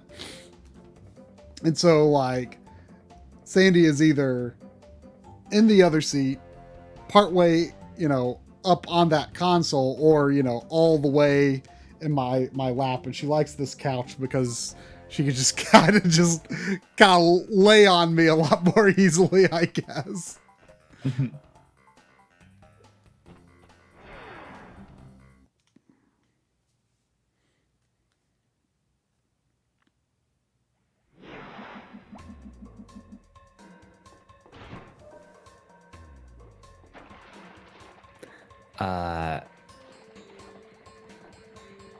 I mean, I don't think that this house is haunted because the only people that have ever lived here are the people we bought it from. Yeah, but, poltergeist. I understand. I don't know. I mean, I think that there's... saw a little mouse. Oh, really? Like, well, we saw a mouse in the garage, and then there's a room, like where my consoles are, it's like the other side of that wall is like the underneath the garage. It's like the concrete block that's underneath the garage. So it just like probably has found a way down there somehow. How much hope do you have for the garage getting cleared out in such a way that you can store cars in there? Oh, I mean, it's definitely happening. I mean, we've cleared out enough of it at this point that we can pull in, but I don't think we'd be able to open the doors. I can see that as being a thing that, like, I bet that happens to a lot of people, like, just in their moving process, like, it's so convenient to put stuff in the garage and then they somehow just never get there. You know what I mean? Yeah. But no, we fully intend on putting stuff in the garage. Or I mean, putting being able cars to park in in the garage. Because, I mean, we have never... I had a garage in my house growing up, but other than that, I've never had a driveway or a garage. I mean, I guess the house my parents lived in when I was born didn't have a garage, but since then, like, I mean, I was too young to remember, but since then I've always had a garage. And it was a pretty small house we lived in Tennessee, and it was, I can't think of very many, if any, other house I've ever been in that was designed like this. But the garage and the basement were like the same thing. Like, there was like this place where you like pulled in for your car, but then like there was just like the support posts, and it just like kind of just kept going on from there, where it was the basement. I don't think I've ever seen anything like that. Well, But it was nothing kind of like cool. that But here. no, I mean, since then, Ohio, Delaware, Michigan, they all had garages. The only time that I really, I had experience without it was college, and then my apartment I lived in. Like, it was, I had basically a choice of moving to either a neighborhood that had trash pickup but no garage, or a neighborhood that had garages but no trash pickup. And I opted for neighborhood with garage, and I have no regrets. Like, man, not having... But your garage is like tiny. Oh, it's tiny, Like, but it's as our friends who were here in May said, that's not a garage, it's a car closet. Basically, yeah. Yeah, it's very true. It is small, but it keeps It serves its purpose. It serves its purpose. It keeps my car not cold and not hot. Yeah. So that's the thing. I mean, we will enjoy is, Yeah. you know, going out, like having to take everybody to school and do whatever and not have a cold car. Well, I mean, I had a very old car when I first moved to this house, and how was I supposed to get past that? There must have been a switch or something somewhere. I got a very old car that had terrible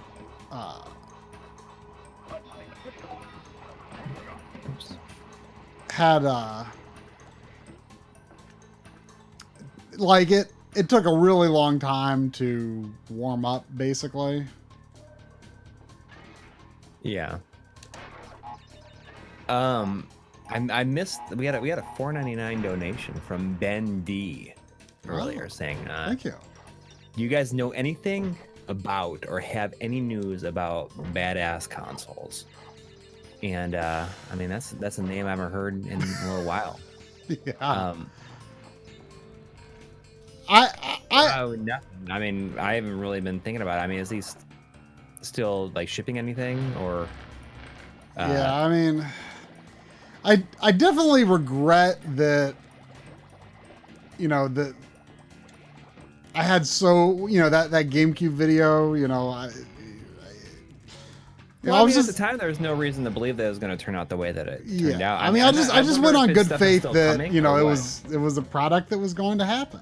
You know, that's Yeah, why I mean, I was I wonder glad if I it's- was at least able to do that GameCube updates video. You know, to present some of the real solutions that have been finished and come along since. Yeah, I mean, it's. I mean, I have no idea if like his stuff is even still going to come out. I mean, I can't imagine it being like worth it at this point. I mean, maybe it has like I think he said, like it's supposed to have like a custom firmware or something. But I mean, it's like so far after the fact by now that most people that wanted some sort of HDMI solution for the GameCube already has it at this point.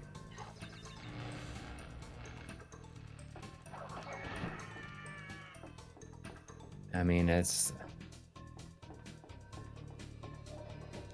I don't know. It's unfortunate that it worked out that way. Yeah. I don't know if he's like shipping anything else that he's done. Crash! Thank goodness. I hacked into Cortex's I computer don't know. and found detailed schematics for an improved Cortex vortex and a suspicious-looking space station. I'm not sure, but Cortex might be trying. We are going to be doing Dreamcast this year. Yep, and hopefully we. Yeah. I think the Wii will definitely happen as well. There's no reason for it not to, honestly. Basically, once the documentary series is done, like we can do anything. Yes, and we will do anything. We're going to do a ton of stuff, and I think that I just got to like if I had to like shoot an episode like tomorrow, I have no idea what I would do. I just don't think I can make it look good. But I do need to mess around with the lighting in here to figure out a different solution because as it is, it's not gonna fly. I mean, I was thinking I could get some hooks to go in like along my drop ceiling. They have like these that go on the rails. And I could run some sort of like lights. Yeah, but you're going to need to come up with on cam soon because you're going to be adding an episode once the episode 1 is done, and then you're the host for episode 2. So you do need one on camera shot. I mean that's our philosophy with documentaries is we have the host appear one time at the beginning, but then not reappear. Because it's not about us, but I kind of just like I figure it's good to have the host appear one time because then it's kind of like, ew, what's this nerdy voice? Like at least explain like who this nerd is. Yeah. Josh Wade, the second part of the first party controllers will be. I mean, that'll probably be the episode that I do. Which that would be good for me. Yes. for you to do, because that would be easy for me to capture the B-roll that you would need for that. That's what I'm hoping you'll do, because it definitely would be the easiest I think for me. that is going to be the one. It just like makes it easy to do it. It's easy for both of us. Yeah. I mean, did I already record my? We have a real bad habit of doing part ones and then like not doing follow-ups like soon enough. Well, the script is written. Yeah, exactly. I mean, your part is like I have some stuff I need to write a bit more of, but I just need to. I'm still feeling a little bit out of sorts, so I'm sure. Like hopefully this next week we'll put it into a place where I can, like, especially after shooting all the B-roll for you, and I'll be like, okay, I can do this. Because I mean, did you slot in any of that B-roll that I gave you? Yeah, I did. I mean, there wasn't a lot. I mean, there was a lot of AVS stuff, and to be honest, I didn't need that much. But I mean, it's going, like, there's going to be like a whole bit about the making of the AVS in episode 3. So I mean, right. I'll need it later, but most of the things that I've put on the to-do list are like things that I need for this episode. Like if you shoot a little more, some of it I can probably use in a future episode for sure. But what I'm saying is like it doesn't, like, it looks good. Yeah. It matches what I've been shooting very well. I mean, I like that. I like the background, the surface that we bought for the documentary. We had a $2 donation from Morgan Tube HD saying, I bought a Sega CD. Any game suggestions? Well, I saw Venesaria saying, please open it up and make sure no caps are leaking. I need to, I thought mine looked really good inside, and you showed a screenshot of it to Artemio, asking him like which chip is some part that does something. He's like, oh, it looks like there's a leaking cap right there. And I'm like, dang it. It's mine. Because he thought it was yours. It was mine. I didn't even notice it, though. I changed my caps. Yeah. Mine need to be changed out. I don't think it's in a dire situation, though. But, yeah. Well, if you haven't watched the DF Retros, the excellent Mortal Kombat episode that came out today, I can say John recommends the Sega CD version of Mortal Kombat 1. I'm going to treat myself to watching that when the documentary series is done, or not the series, but the first episode is done. I felt very inspired watching it. I'm like, oh man, like it made me want to like make an episode. It's just like, I don't even like care. I mean, I'm not a fighting game guy, so I don't really care about Mortal Kombat from a gameplay perspective. But I love Mortal Kombat aesthetically. Yeah. Like I love the stories behind Mortal Kombat. I love, I just love everything about it. I mean, I love the movie. I don't like the second movie, but who does? I wish I'd gotten a B-roll shot of my opening day ticket for the movie. I was able to provide him a lot of arcade B-roll that he used, though. Yeah, and that arcade B-roll that we've been sitting on for so long has been super handy in the documentary so far. That's good. But yeah, the episode is very, very good. It came out great.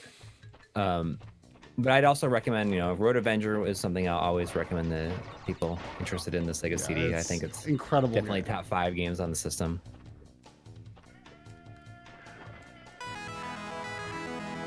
We had another $2 donation from Morgan Tube HD saying, is Masked Rider Kamen Rider ZO a good one? I can't tell you I know what it is, honestly. I am familiar with what Kamen Rider is, or Kamen Rider, however you say it. But I can't say I don't really know much about it. Is it on the Sega? Is an FMV game on the Sega CD? I'm sure it's decent.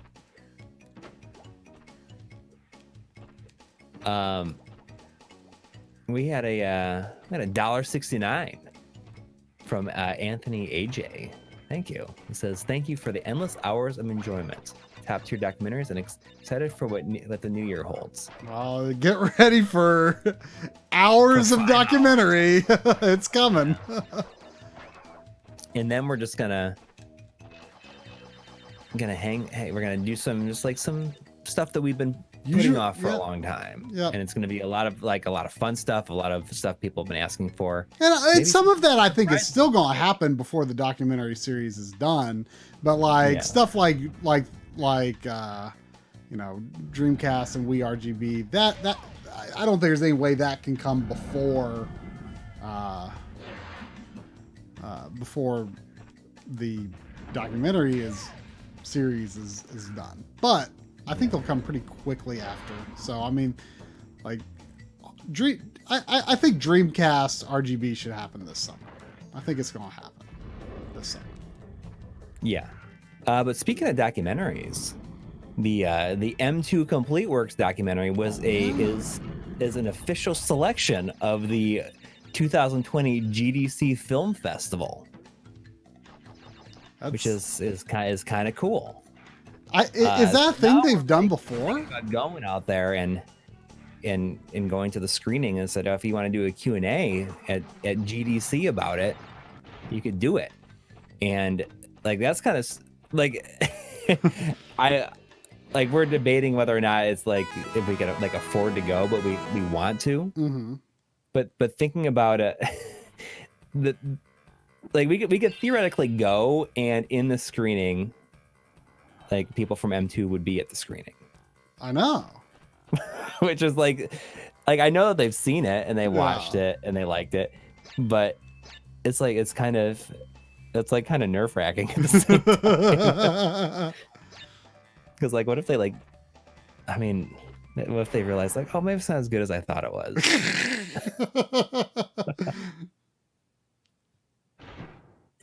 We had a $5 donation from Vanessa saying, you guys should do a PSA or series on console and equipment upkeep. Which consoles are critical or notorious for having bad caps or CD drives, etc. That is an excellent suggestion. The documentary series part 2 does touch on that, perhaps, in a somewhat lightweight way, I guess you could say. But that is a topic that comes up, and Turbo, I really like how those fences break. That's actually pretty cool. It basically comes up that Sega CD, not necessarily universally, but Sega CD, definitely Game Gear, Turbo Express, Turbo Duo, those should be done no matter what. And then, certain other systems, the system will be fine for a while, but the power supplies at this point maybe should be looked at. A lot of those are internal power supplies, but maybe they could use some fresh caps.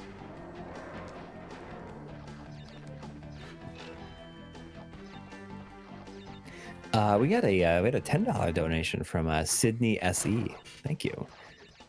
Saying, thank you for everything you've done. I've watched all your videos and you have reinvigorated my love for all things retro and gaming. Wow, thank you. And my wallet says, please stop. Understandable. I mean, we're very lucky to have, held on to so much stuff, over the years. You know what I mean? we've bought a lot of consoles over the past several years, but you know, most of it was, you know, stuff that we've just held on to, you know. We had $9.99 from Paul Sutton. Thank you. Always a pleasure to see him in the chat.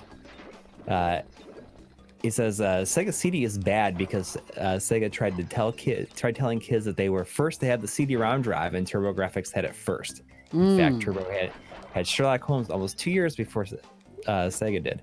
And you know, it's funny because in the episode on the Mega SD, I had this big long thing going, like, kind of like as an ode to the Sega CD, but I had a big bit about the TurboGrafx CD being first, and it started to get so long that I chopped it down significantly because I wanted like that video to also be like a celebration of the Sega CD as well, and its games and its life. But he's absolutely right. You know, I have to be honest that I've just got more interest in general in the TurboGrafx / PC Engine CD than Sega CD. I just think there's more games that are interesting to me on it. Yeah, well, there's more like normal games on it. Right.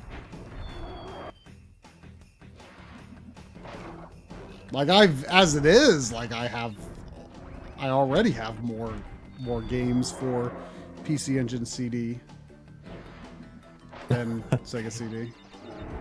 So I was hoping that it was hoping people got that it was a reference to the Johnny Turbo comics and ads. Did the Johnny Turbo, did they talk about that in there? Because I do remember the Johnny Turbo ads, but I don't remember the content of them.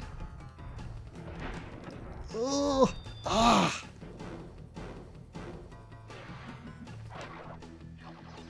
Yeah, we have a $5 donation from Jonathan Moore saying, what are your thoughts on when your PVMs start to break down or need maintenance?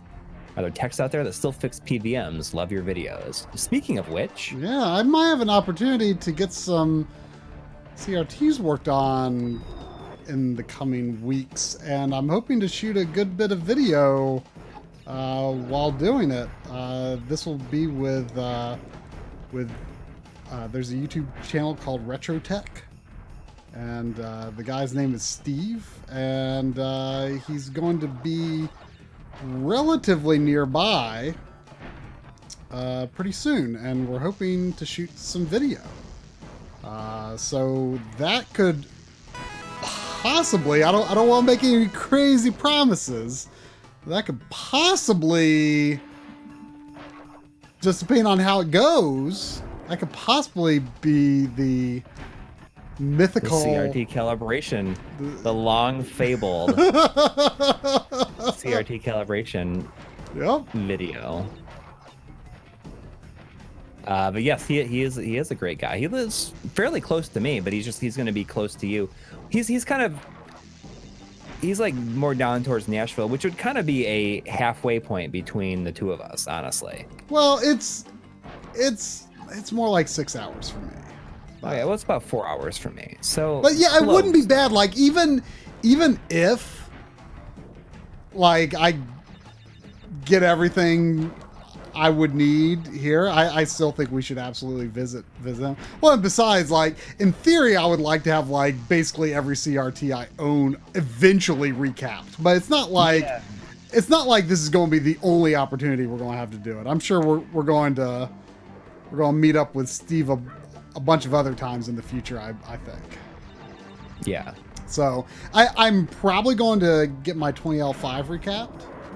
Yeah, because I think he said he had an extra 20L5 kit. So it's in really good shape. But the one thing I noticed, and you said that you like kind of a ghosting in 480p. In 480p, there's just a little bit of a sort of some mine ghosting. has it, but it goes away after a little while. Yeah, it's just that honestly, like I I had not used it that much in 480p before. And now that I've kind of got it set up as my like main analog, like my analog systems I'm going to be playing on, I am planning to use it, you know, a fair bit in 480p, you know, especially for like Dreamcast and GameCube. So yeah, I'm not sure if that's a calibration thing, a capacitor thing, just nature of how it is. Maybe there's not much you can do about it. So I'm looking forward to maybe learning a little more about that. But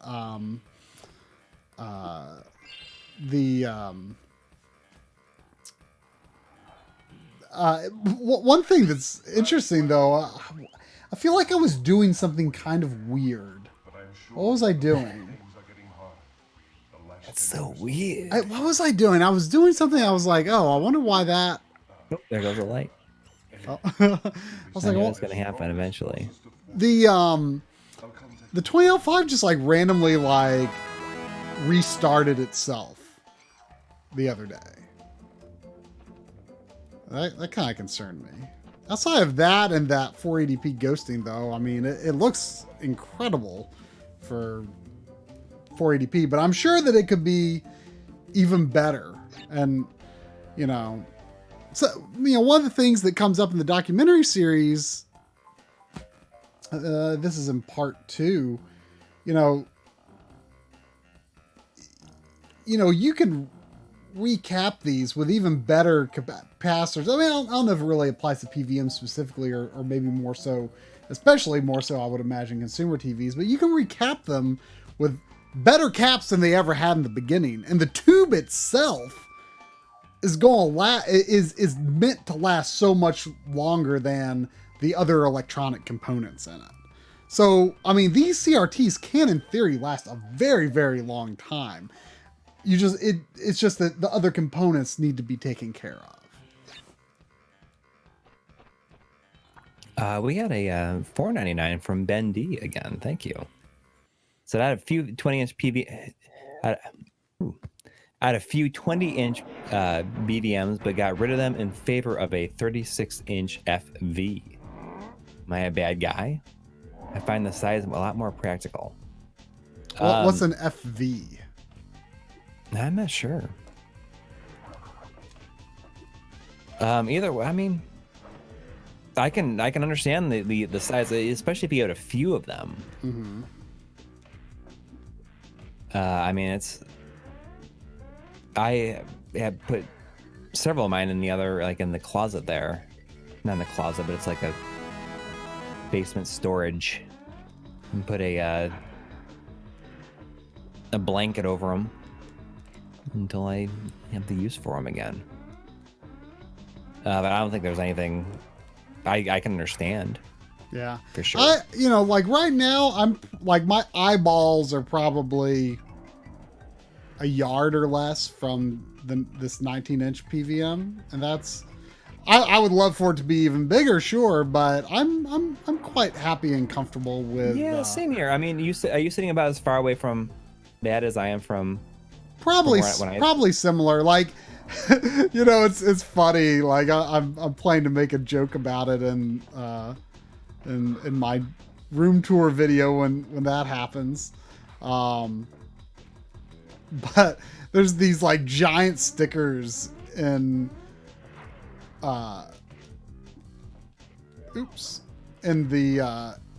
these drawers on these IKEA units. That for one, like you must fasten it to the wall. Children have died.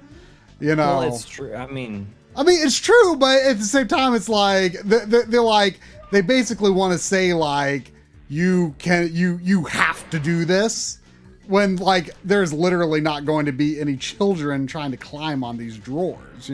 It's not like it's unstable. You know what I mean? Right. Like it's not unstable at all. And then it also says, not only do you have to affix it, you have to you do not place a TV on top of it. Which whoops. But it's fine though, there's like there's no reason for me not to. You know, it's super stable. Like it is not going anywhere. Oh, I thought I had just a second longer.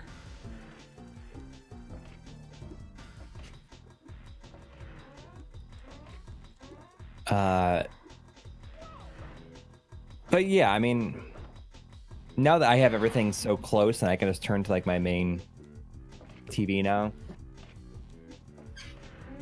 I mean, I'm good with just having the two, and I have one over there for other reasons if I ever want to use it. Wait, the Sonic movie comes out in like a week? Really? 2 weeks? Yeah, it comes out on Valentine's Day. I had no idea.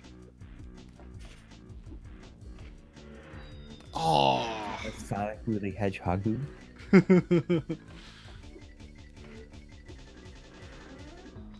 Well, you know, my kids had expressed interest in seeing it. I can see myself going.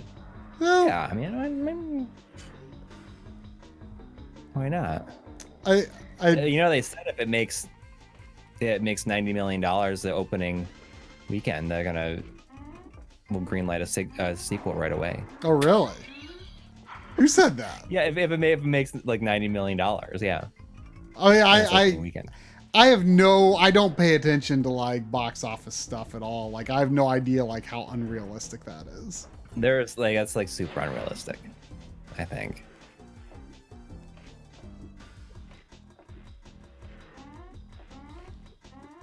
Oh crap. I think I might have just lost my last life. I don't have a problem like going to see it, especially, you know, Vanessa says it's right. It's, you know, like I'm gonna go see it because they like really put in the effort to change his design. You know, and Drum kind of wishes that they left it with Nightmare Sonic because, you know, not being a Sonic fan, he figures he'd get more amusement out of it with Nightmare Sonic.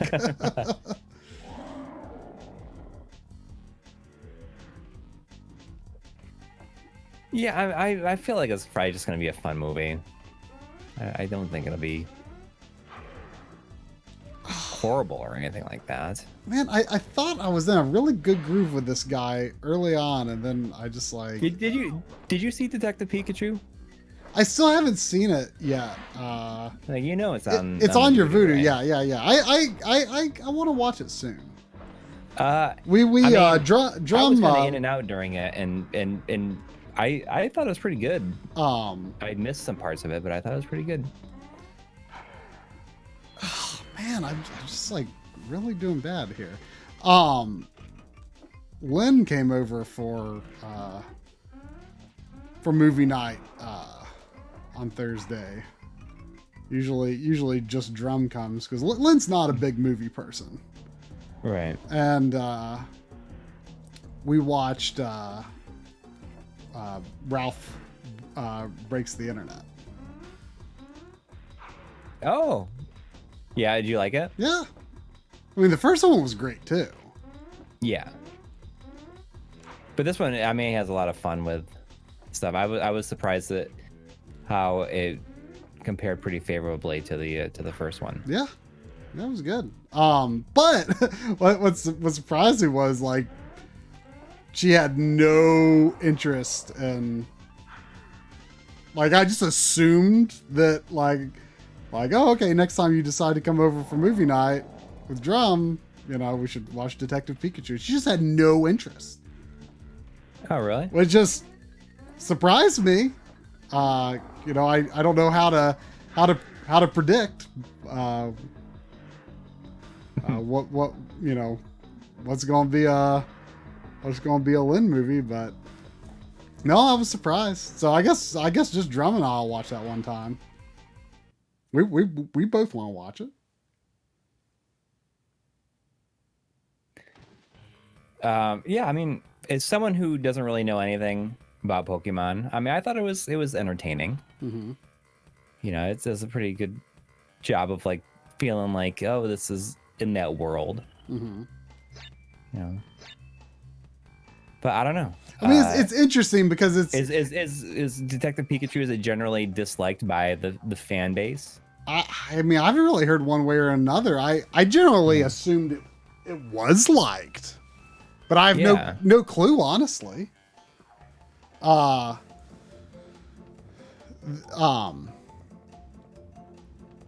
like, you know, Pokemon is something that, you know, I'm relatively casually into. What's interesting is, like, you know, Detective Pikachu, like, kind of gives that world like a real, I mean, at least from the trailers, you know, it gives it like a very like real world sort of look to it. But like the games are always like super like simplistic in their presentation, and like the writing is all very like easy for kids to read and stuff like that, you know. So it's interesting.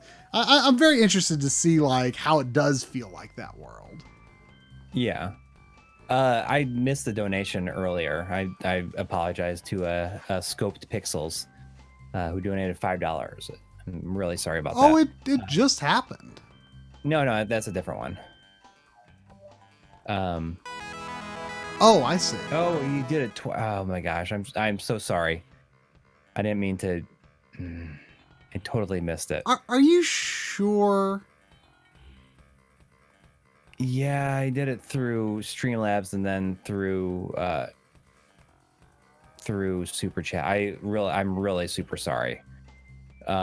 Saying, is there much difference in terms of lag using LCD versus PVM with retro consoles with it going through an OSSC? Is there a huge advantage?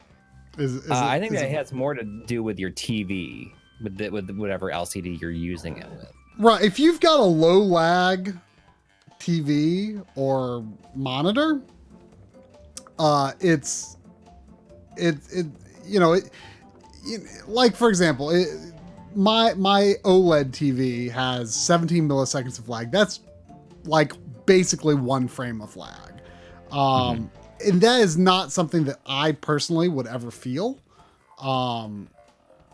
So like I think that is 100% viable. But if you got a TV that has like 8 frames of lag, I would still call that viable. I think that's something you could get used to.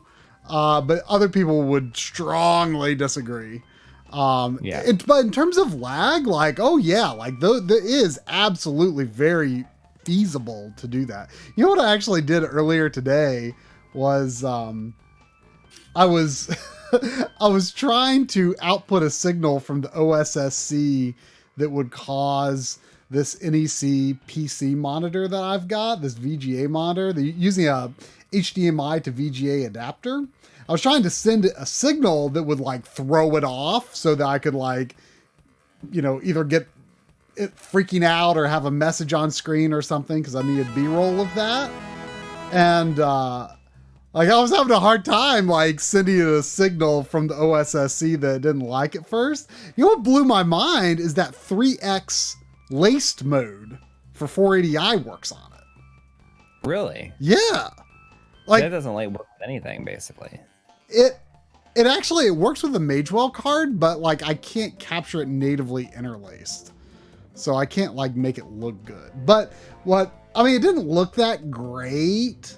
It didn't look like any better than, say, 4X Bob, because it was just the monitor was doing interlacing that looked very much like the Bob. You know, like the Bob. Yeah.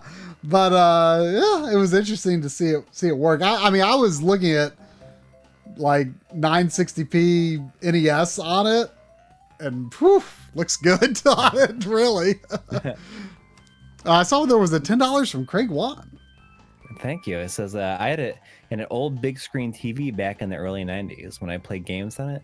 Some relatives used to say that that consoles break big screen TVs. Made no sense to me. Ever heard of an instance like that? Old big screen TV? Like, are you talking like the projection, like those old projectors?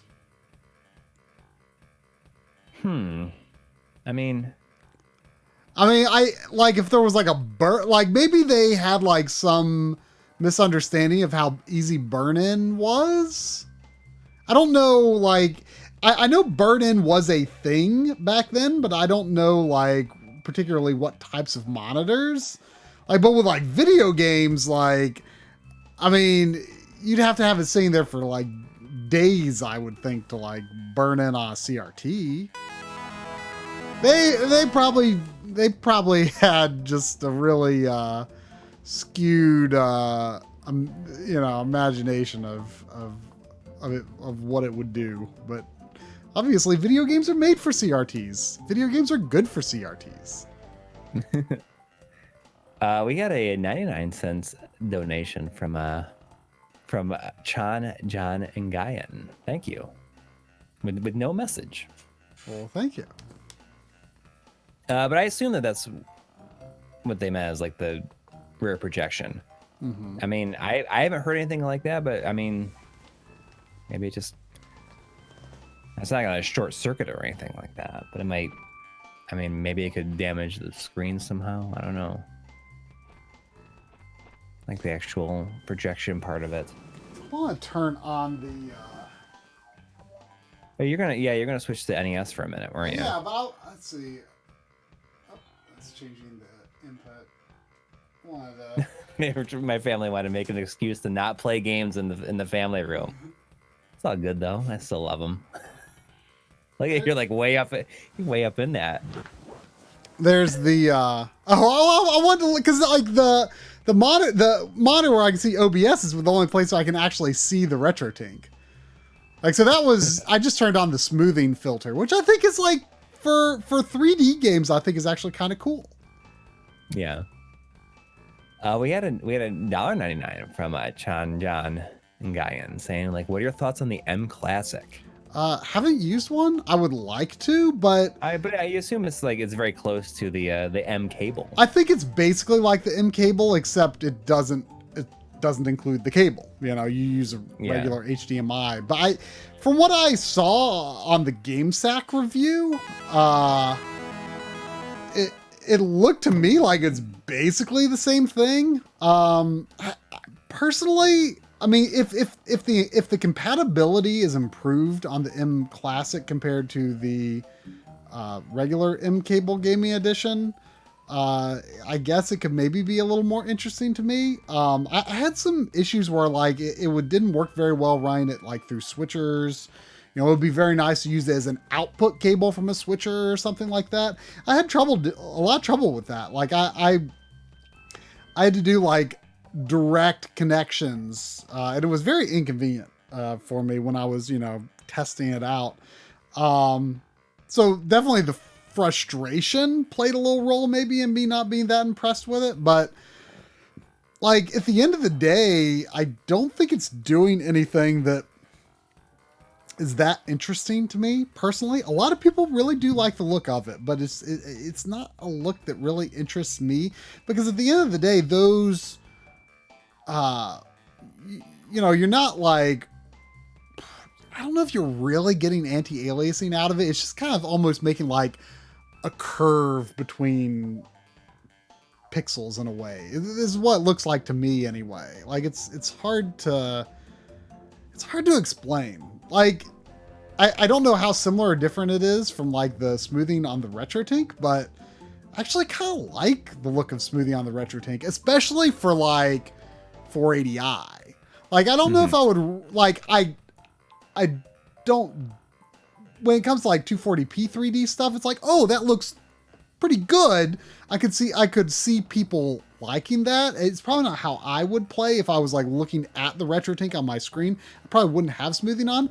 But if I was playing 480i stuff, I definitely would turn on smoothing for that, because it makes it much closer to the feel of interlaced on a CRT, I think, because it's a softer flicker compared to like the sharp bob on the OSSC. I like it a lot for that purpose, for sure.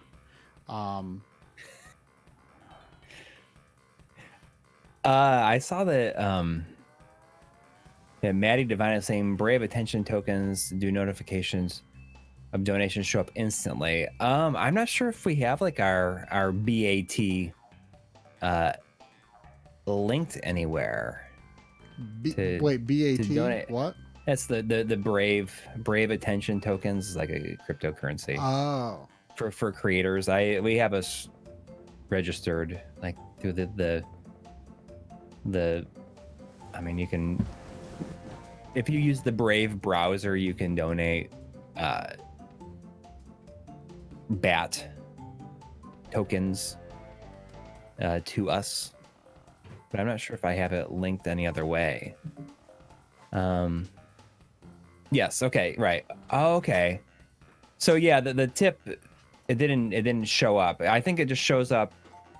Did you include it anywhere? I don't think we have that linked, and I'm not sure if the one site that I was using for that kind of stuff, the what is it called? The One Up Coin site. Well, maybe I can maybe add it to that. I do appreciate it. Did you put a question or anything with it, or a comment or anything? It's just not set up in a way to add that to the ticker down there. I do appreciate it though.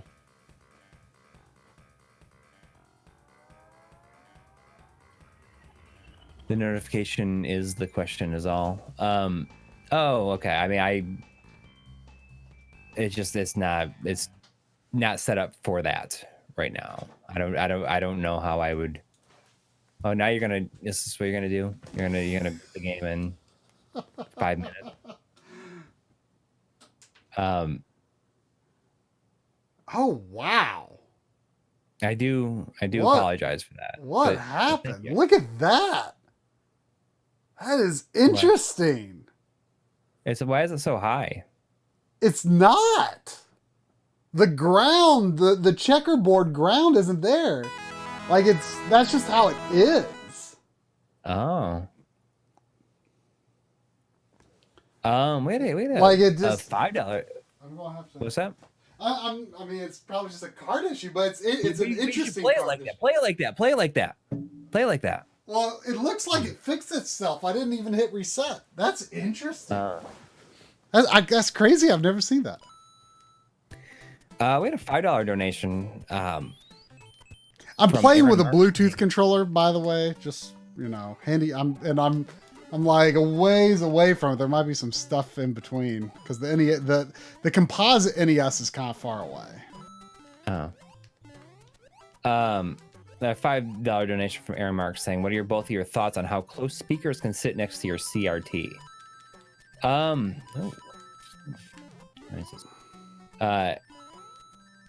It's not something I know a lot about, really, but it should be totally fine. They're fully shielded. With a consumer CRT, it should be. I mean, if they're like tiny little speakers, I think most newer speakers are probably shielded to not have cause any kind of interference or anything. But I do remember like my old stereo speakers, if they were too close to the CRT, would cause the rainbowing and the issues. Yeah, it only feels like up against like next to it. When I used to record game music to audio cassette tape, I would, I had like a external microphone, and it would make my CRT like little purple in the corner after doing that, but it always went away. I was nervous, but my urge to record game soundtracks was just so strong that I wasn't that concerned about what happened to the TV, I guess, but it was fine. A TV didn't last forever. It definitely had a decline, but I wouldn't imagine that was the reason for it. But what's funny actually, those old audio cassette tapes, I was doing something sort of fun for for a little shot in the documentary series, and Analog Frontiers Part 1, I should say.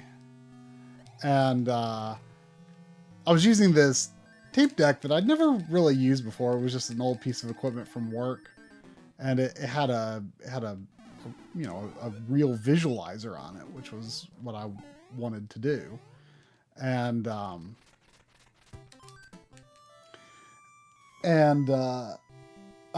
to test it out, I played one of my old tapes, and you know, that I'd recorded. It was the Diddy Kong Racing soundtrack that I had recorded. I was surprised how good it sounded. It was not bad. Like, it sounded clean. Like, I was just me recording. Like, it was like a stick microphone that, you know, had like a 3.5 millimeter plug on it. And I would like put it right next to my mono TV speaker, because that's all I had. You know, it was connected, you know, via VCR, because the TV only had composite input, or RF input rather. And I like patted it with like paper towels. Like, I put all these paper towels around, like thinking that would like help like keep noise out. I don't know, maybe it helped, but I you know, and I would always like, you know, tell my parents like, I'm recording in there, you know, be quiet. You know what's funny is like, you know, to this day, you know, like, remember like, a few months ago, you wanted me to record like a full no warps playthrough of Mario 1, just to have like as on the NES RGB, just to have for good B-roll that can be used anytime, right? Mm-hmm. And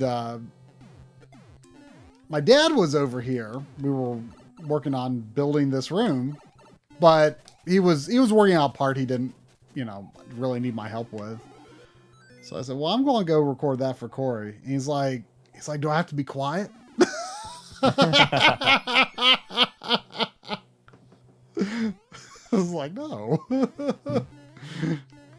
We had a $2 donation from Ben Brody saying, stop Mario shaming Corey for 2 weeks ago. I wanted to play something on NES, and I was like, oh, I can get through that pretty quick. I just did Mario 1, you know, after I did my Mario 2 run, which I guess is February now. I'm due for another Mario 2 run, but probably not on this stream. You know, I gotta say, it'd be nice to get back to doing like occasional like lunchtime streams again. Yeah, eventually.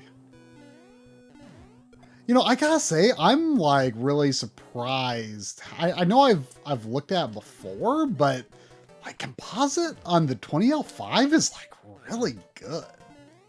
Yeah. Like way better than my other PVMs. Like noticeably so. I was looking at like the Donkey Kong Country title screen, and like the way the graphics are in that game, like I almost couldn't tell the difference in like certain spots. Like on the 20L5, it was really good, but if I was looking over there on the M2, I could tell it's not bad.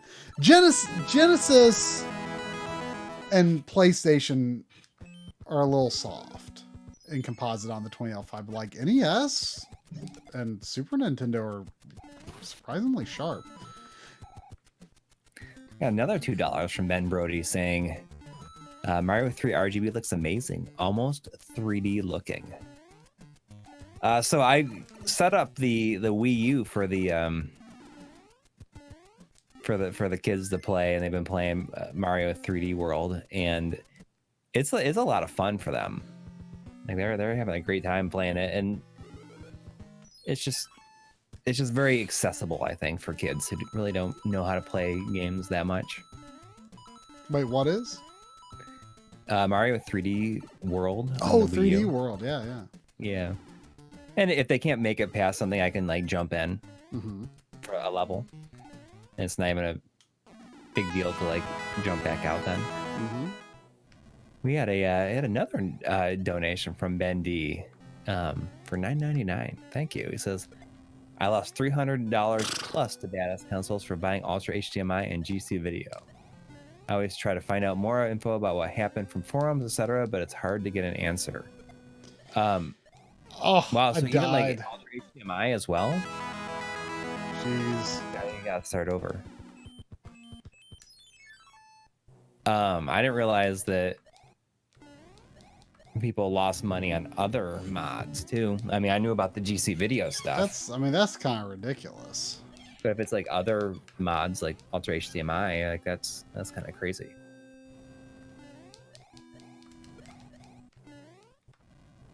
We had a $2 donation from Lopo saying Vesteria Saga, play it or else. What is it on? I feel like I've heard of that, but I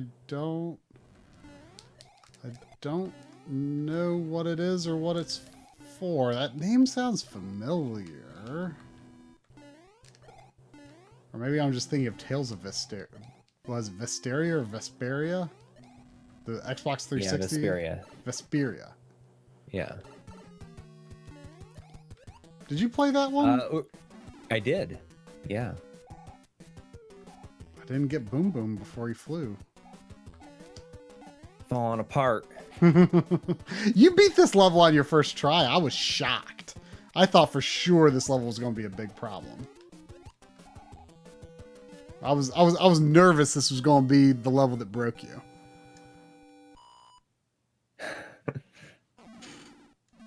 Uber Disco, I'll be in touch if I need footage of the top loader. I don't know if I'm gonna need that anymore.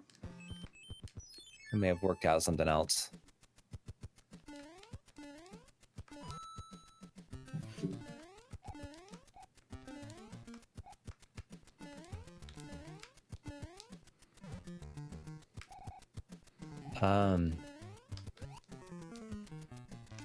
Oh, this is the Vesteria Saga is a game from the creator of Fire Emblem that just got localized for Steam late December. Oh. It was made with a very low budget, and it was very reminiscent of his best work. I guess that guy, is it the same guy that left Intelligent Systems like way back and made Tear Ring Saga on the PlayStation? I think it was PlayStation.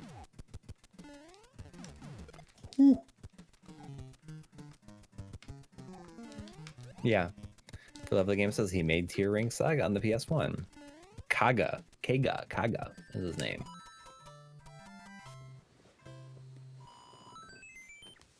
I was a little nervous going through that level. A little nervous. So BBA 935 saying a Super Mario 3 mix, a no-go for you guys. I think that was a hack, but it's an entirely new game. But as the levels, the levels you wish you got in Mario Maker. I think you sent us you were the one that sent us the message about it on Twitter. I'm definitely open to playing like a good Mario hack someday. It's just that I don't know much about them, so I don't really know how to vet them. Because like, since I'm not a big like hacks guy, like I mean, no offense, like I just kind of find myself like distrustful of like people like, oh, it's so good. And I'm just like, really? Is it? You know? And I bet there are some that I would be like, oh, actually, this is really good. Yeah. You know, so I am interested in playing like a legitimately good one.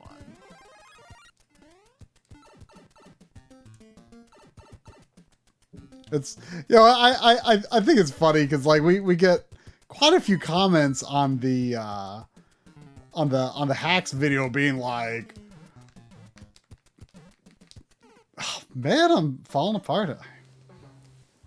I'm gonna. Normally, I would have a leaf.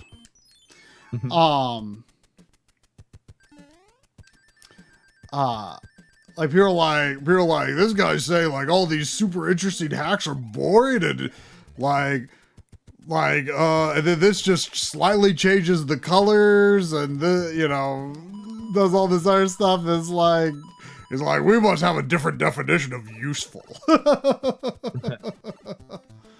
Well, it happens. I mean, it's okay. Oh, whatever.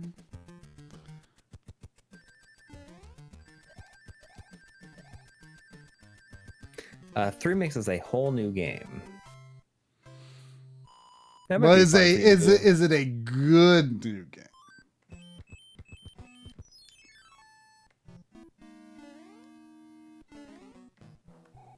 Like I'm not interested in just like whoa more levels, whoa. Like I want good levels. Mm-hmm. And not like one that's just like a bunch of memes or something.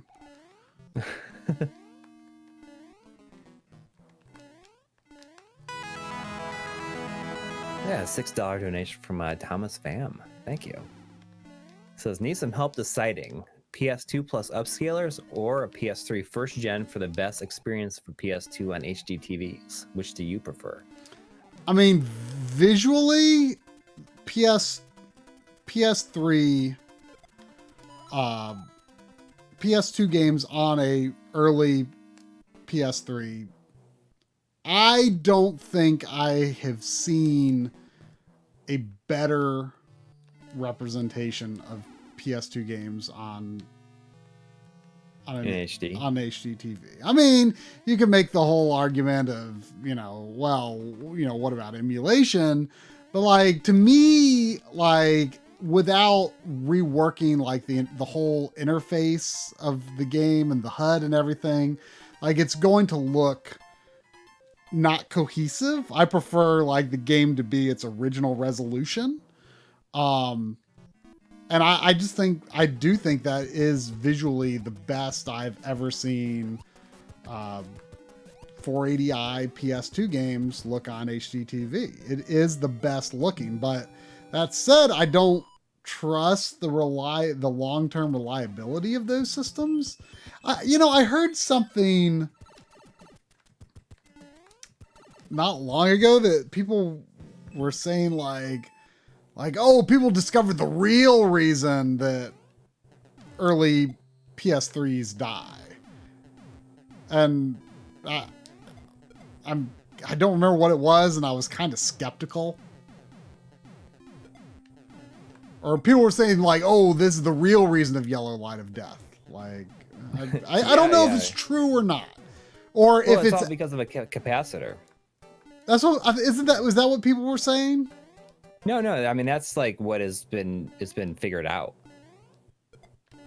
Right, but what about like I thought that the problem was, and I don't know if this is maybe some of the problem, but I thought the problem was the thermal paste like failing. Well, that's what they thought it was, and that's why like the reflowing or whatever, like was always unreliable.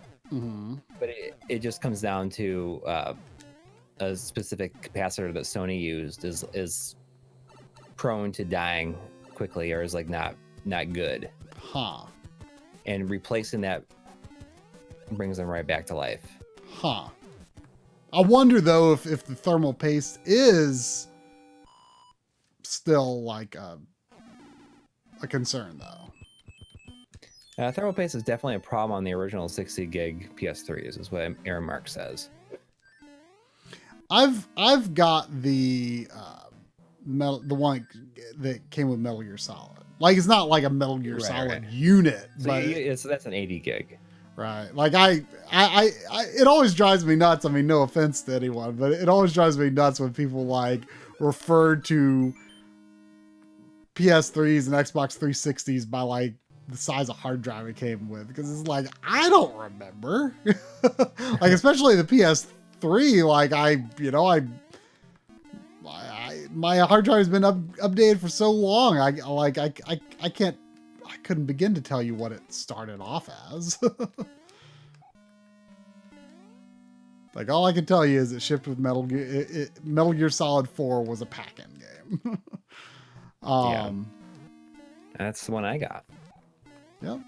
But what was interesting, and I can't remember which way it was, but I show this in the PS2 episode, that it really surprised me that the scaling quality is slightly different between the launch systems, you know, the ones with the full hardware backwards compatibility. It's different compared to the ones with like the partial hardware backwards compatibility, like the one that came with Metal Gear Solid. And that just surprised me because I figured like the scaling wouldn't have anything to do with the hardware.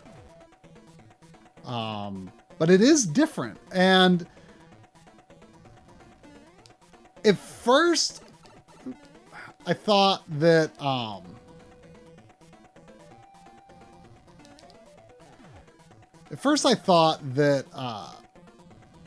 that one always, oh man, I'm doing bad. Oh no, I died. I was gonna say, are you gonna die? No.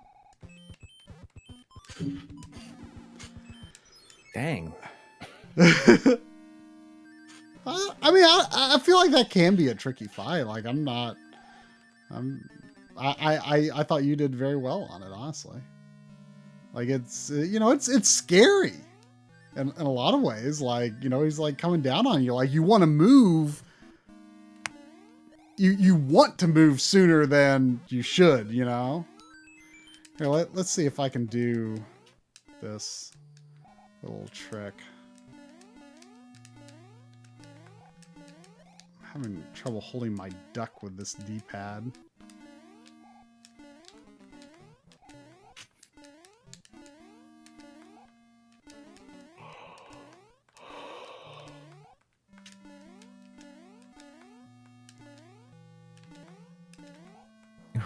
What if it takes try 6.5 hours to beat Mario 3? You know what? Oh, man. Screwing up. Al leaves. Get together.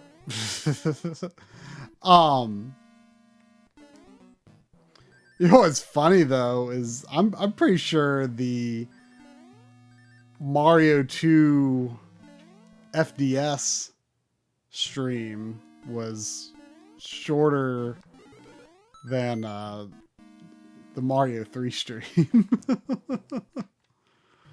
I want to say it was like till maybe. So? I'm just saying. No. I'm just saying. It's interesting. I want to say that was maybe like till like 1 or 1:30 maybe. Probably. I mean, I don't care. I mean, I'm just saying Mario 3's different. Mario 3's difficulty might defy expectations a little bit. You know? Yeah. You know, even I've died a few times here. I mean, I'm definitely more predictable at Mario 1 than Mario 3, I would say.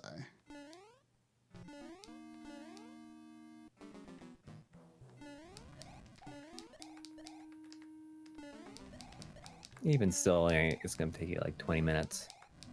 It is. Well, I use warps. I mean, I use the warp. I mean, yeah. I just put this on here for fun because I was running composite capture, so why not? You know. Yeah. We got a $1 donation from Josh Way with no message, but a kitty avatar. Yeah, a little kitty face. Just peeking out that little hole, peeking through the little hole.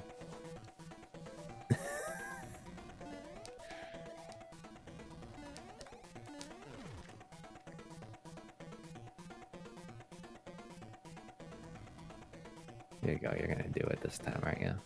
Yep. You've already done it. There he goes. Did it.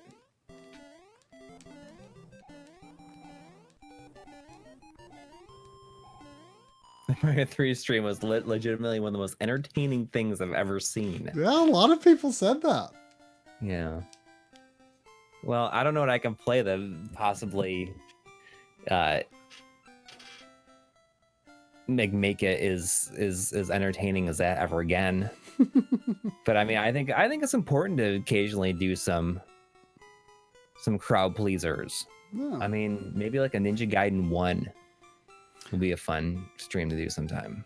Billy Whiteside, we're definitely going to plan to do, hopefully within the next few months, it'll probably be a mini format where we do like the casual conversation, but edited casual conversation, on some of the updated RetroTINK stuff. And we'd like to do the Corey U as well. Yeah. But I mean, I think it's going, when we do our casual videos, they're still, kind of in depth, I think. Is there anything anyone still wants to see while we're doing RetroTINK? I mean, it's not going to be hard to do, composite and S-video RetroTINK in the future. And even if I wanted to do something else with it in the future, it wasn't, aside from unforeseen capture card and computer weirdness, and my phone dying when I was trying to take a thumbnail picture, setting up for this stream was easy. It was not a problem. I've got some of those HD Retrovision component extenders. I've got a set just plugged into my G comp and just like laid to the side where I can access them. So I can, like, if I need to run like component cables in sort of an unusual thing, like, for example, I didn't have the RGB to component transcoder running where I would have needed to capture this easily, at least in the situation where I was in, where I was trying to do two at once. And so that's handy. I've tried to have like a lot of like considerations like that in here. Yeah. Well, N64 video, I can do that pretty quickly. I'm gonna run to the bathroom. I will be right back. Okay, I can do a little N64 video. Let's see.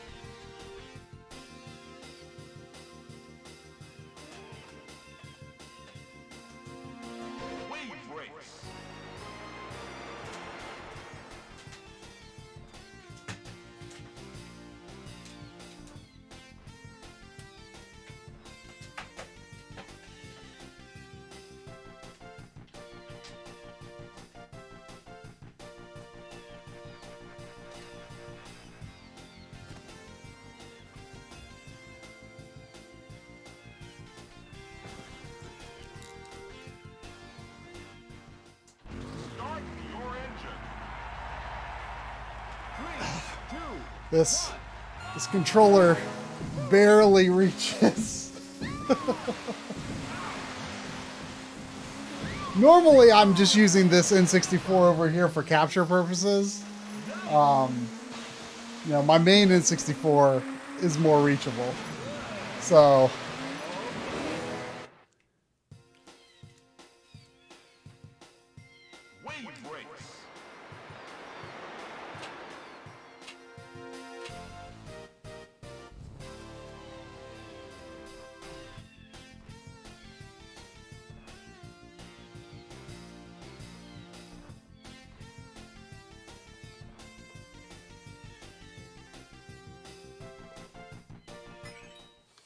Select your watercraft, please. I don't know. I don't think it particularly looks dark to me. All right, I'm back. I had to stop and have some veggie straws. I always forget what button do you? Oh, you hold up. That's right. When was the last time I was eating those veggie straws? I was thinking about the last time. When was the last time you had? I don't know if they've ever even had them or from. If they're even a thing from where you've been. Andy Cap's hot fries. You ever had any hot fries? Andy Cap's hot fries. Yeah.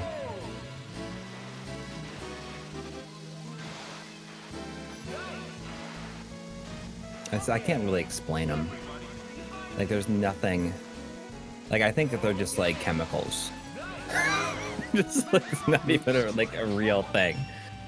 Like, I don't think there's like any like a real.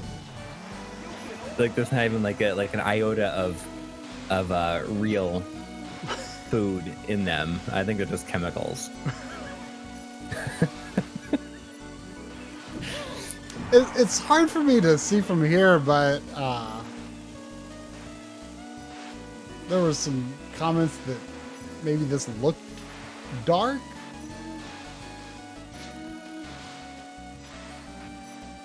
I mean, it's running through a Pelican mechanical switcher and an Extron unit. It looks fine in isolation to me on the PVM at least. Yeah, it just looks a little dark. I don't know if Stream. maybe I did something wrong somewhere. Is look brighter as you're connecting, and then it's going to get dark and remain dark. Oh, really? Well, Yeah. the hang on. Let's see if I can include it. Something between the PVM. All right, here we go. It's problem-solving mode.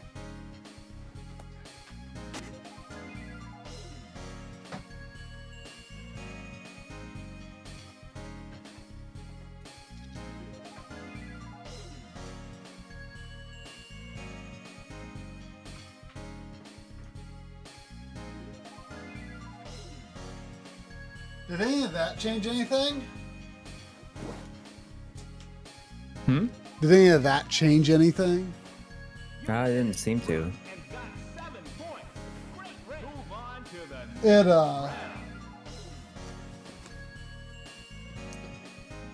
like it's one of those dual BNC to S video adapters. I don't entirely trust it. There's not a lot. If you're just looking for, it's just a cheap one from Amazon. I'm sure you can get some really nice ones, but like it's kind of not the greatest fit for some reason. I wonder if I should have like a different.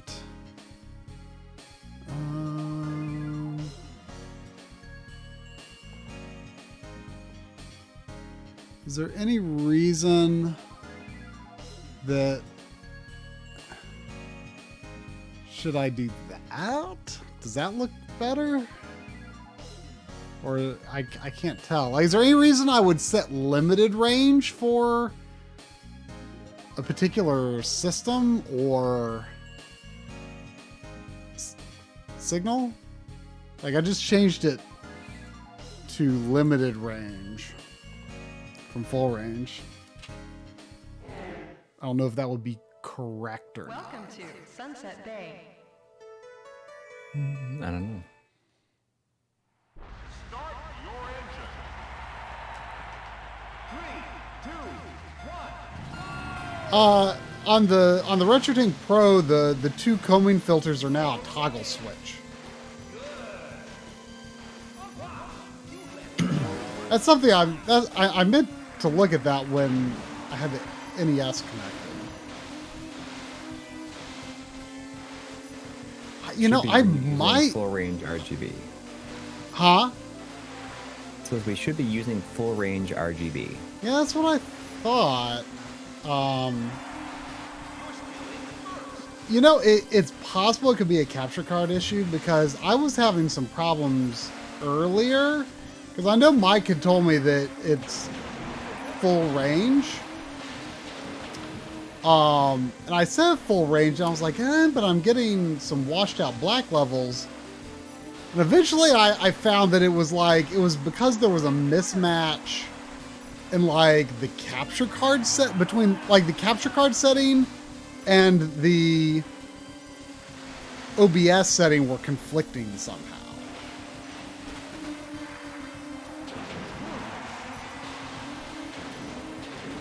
And that wasn't something I had run into before.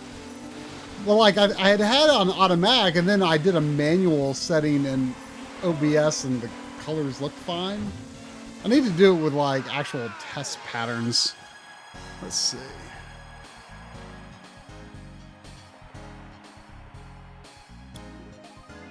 Let's see, color range. Let's see, full there and full there. No, that made it look really washed out. I think something fixed itself before when I restarted OBS. It could also, it could also be, well, no.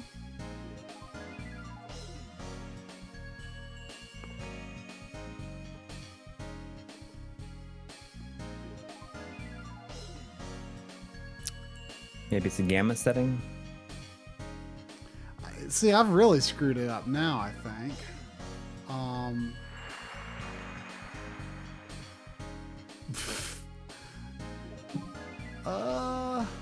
You finished first and got 7 points. Great race.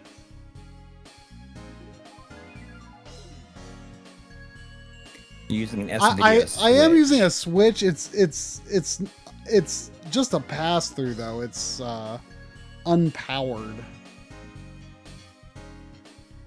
Now it's green. Well, that was a bit ago. I was just messing with things that I would missed it. not have had an impact on anything.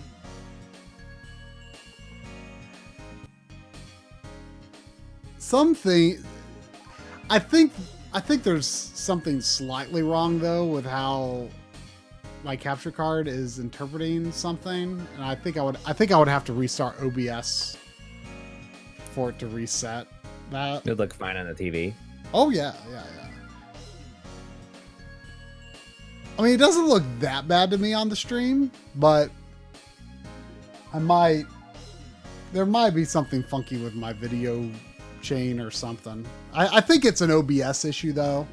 I think OBS is having a conflict between what I'm setting the RGB range on the hardware menu and then the OBS menu, which hasn't been a problem until recently. I think maybe a firmware update changed something along the way in OBS. I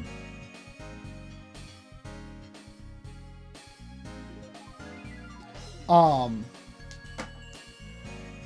to try something. All right. Not related to N64.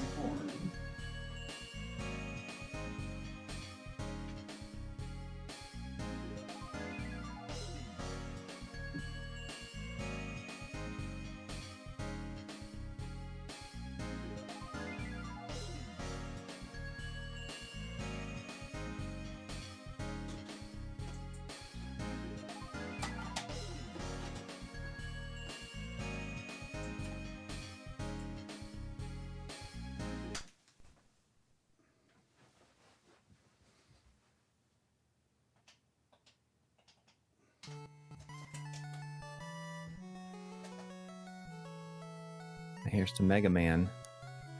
Oh, it's in black and white. Oh.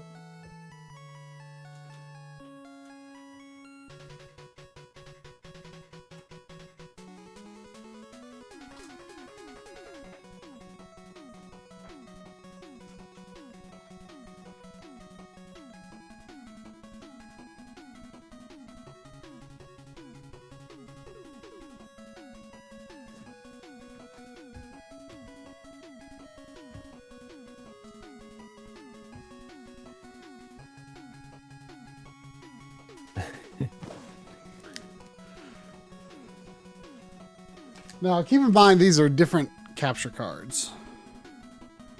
Okay. So I don't know if try and wait for this wireless controller to connect.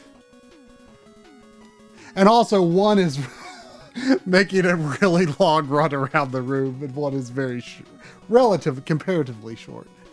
So you can see that I've got something screwed up with the color space on that particular capture card.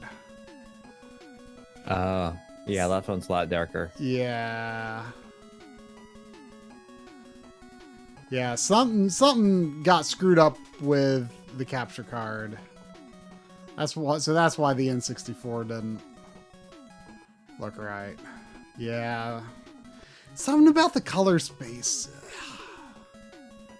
is weird. Come on, why did this controller not connect? What capture card is on the right?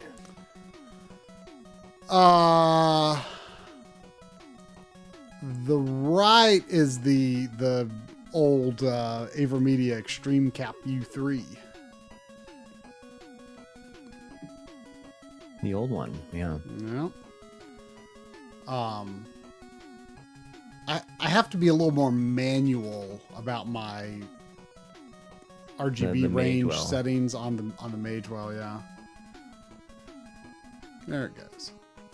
Okay, so obviously because of the capture card they look a little different, but I wanted to put on screen so I could see the difference in the two combing filters. So for the one on the left, I'm going to turn on the regular combing filter. The other one already has the retro. They both have retro on.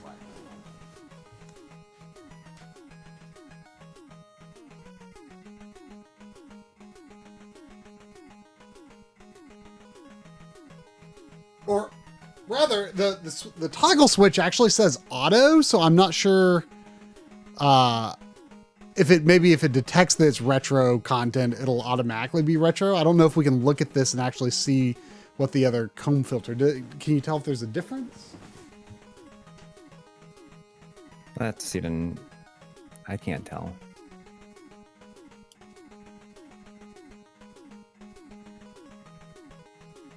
I'm watching in 480p, I guess, too. Yeah, I mean, I can't tell if Mike is here, he could. Oh, auto puts it to 2D comb filter. Retro is a forced notch. So does certain types of content trigger the other type of filter then on automatic? I was just curious if there's a difference. Obviously, we want to see the we want to see the retro comb filter for actual use. I was just curious. I guess I could use the very first RetroTINK that didn't have the retro filter on it. Before they later put it in there. Auto sometimes applies an incorrect filter for consoles like NES. I see. I mean, hey, I think, if you got an unmodified NES, I think that's looking good. That's as good as Composite looks. I tried to watch in something above 480p. It's just spinning. Huh. Causes ringing and other artifacts. Pretty obvious in Mario 3. But yeah, Mario 3 has the the bold black borders around the characters and then the bright sky behind them. I see. Yes, you can turn auto off, so you can just set it to retro so that it's the ideal comb filter. Is the filter only for composite? I have to confess, I don't know a lot about comb filters. I just know that I know it makes composite look better in some situations, but I don't know if it has anything to do with like S-Video or anything else.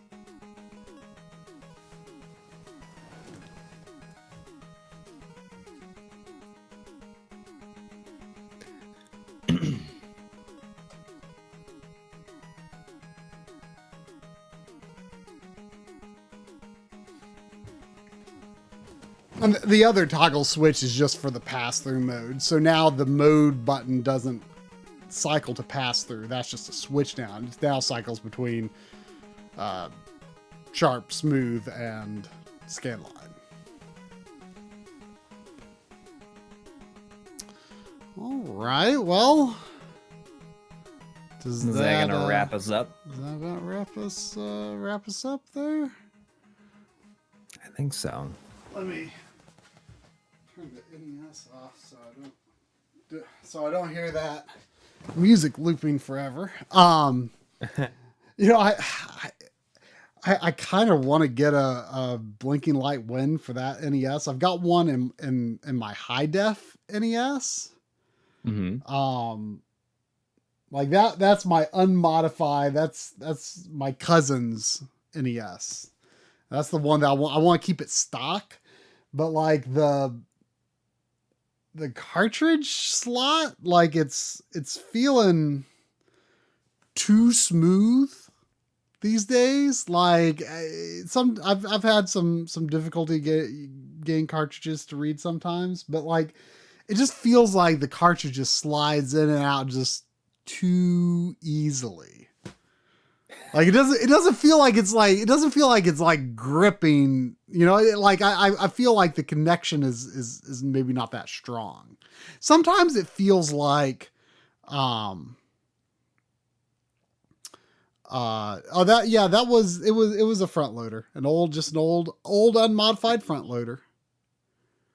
I mean, the composite was clean because, you know, the RetroTINK does handle composite very well. Like I say, it is my go-to method for recording composite now. I mean, I do think composite looks better on it than like the FrameMeister, in my opinion, because I feel like when you're really going like see, that's why I don't really like chaining a lot of people like chaining the RetroTINK to the OSSC, but like, I just feel like that is not, I mean, even S-Video to some extent, I feel like that doesn't flatter it. Like, I feel like the slightly softer look of the 480p from the RetroTINK, I just feel like that looks, composite and S-Video just look more natural that way to me. Whereas I do think when you've got RGB, like, you know, sure, go 3x, 4x, 5x. Like RGB, you've got the clarity and component, you've got the clarity in the signal to go nuts with the scaling. But with composite and S-Video, I think they look a little better with just that slightly soft look.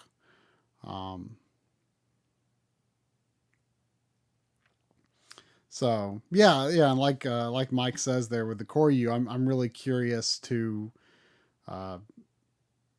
try doing that with. In fact, that's probably what I'm going to do with the last remaining slot on my G comp.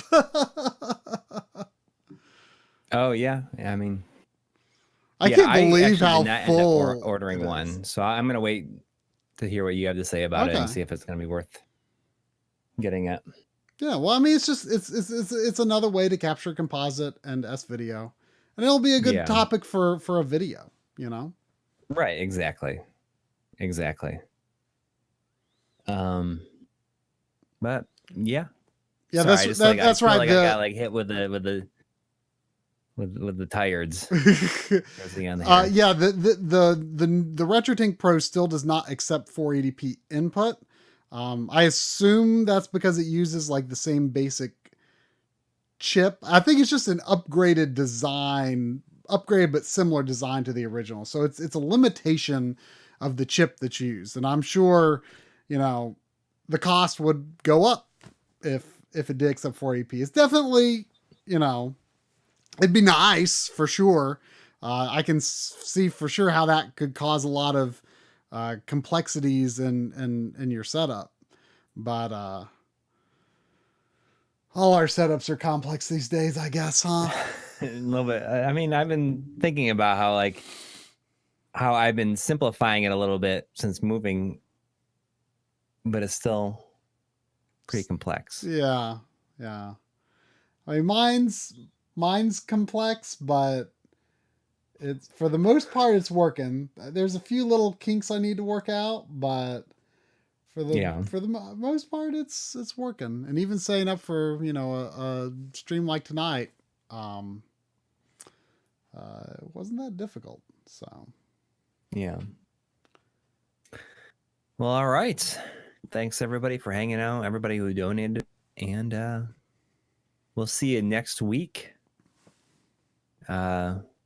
With perhaps some Phantasy Star Online, and maybe even we'll be talking about the Modder Doc first episode in the past tense.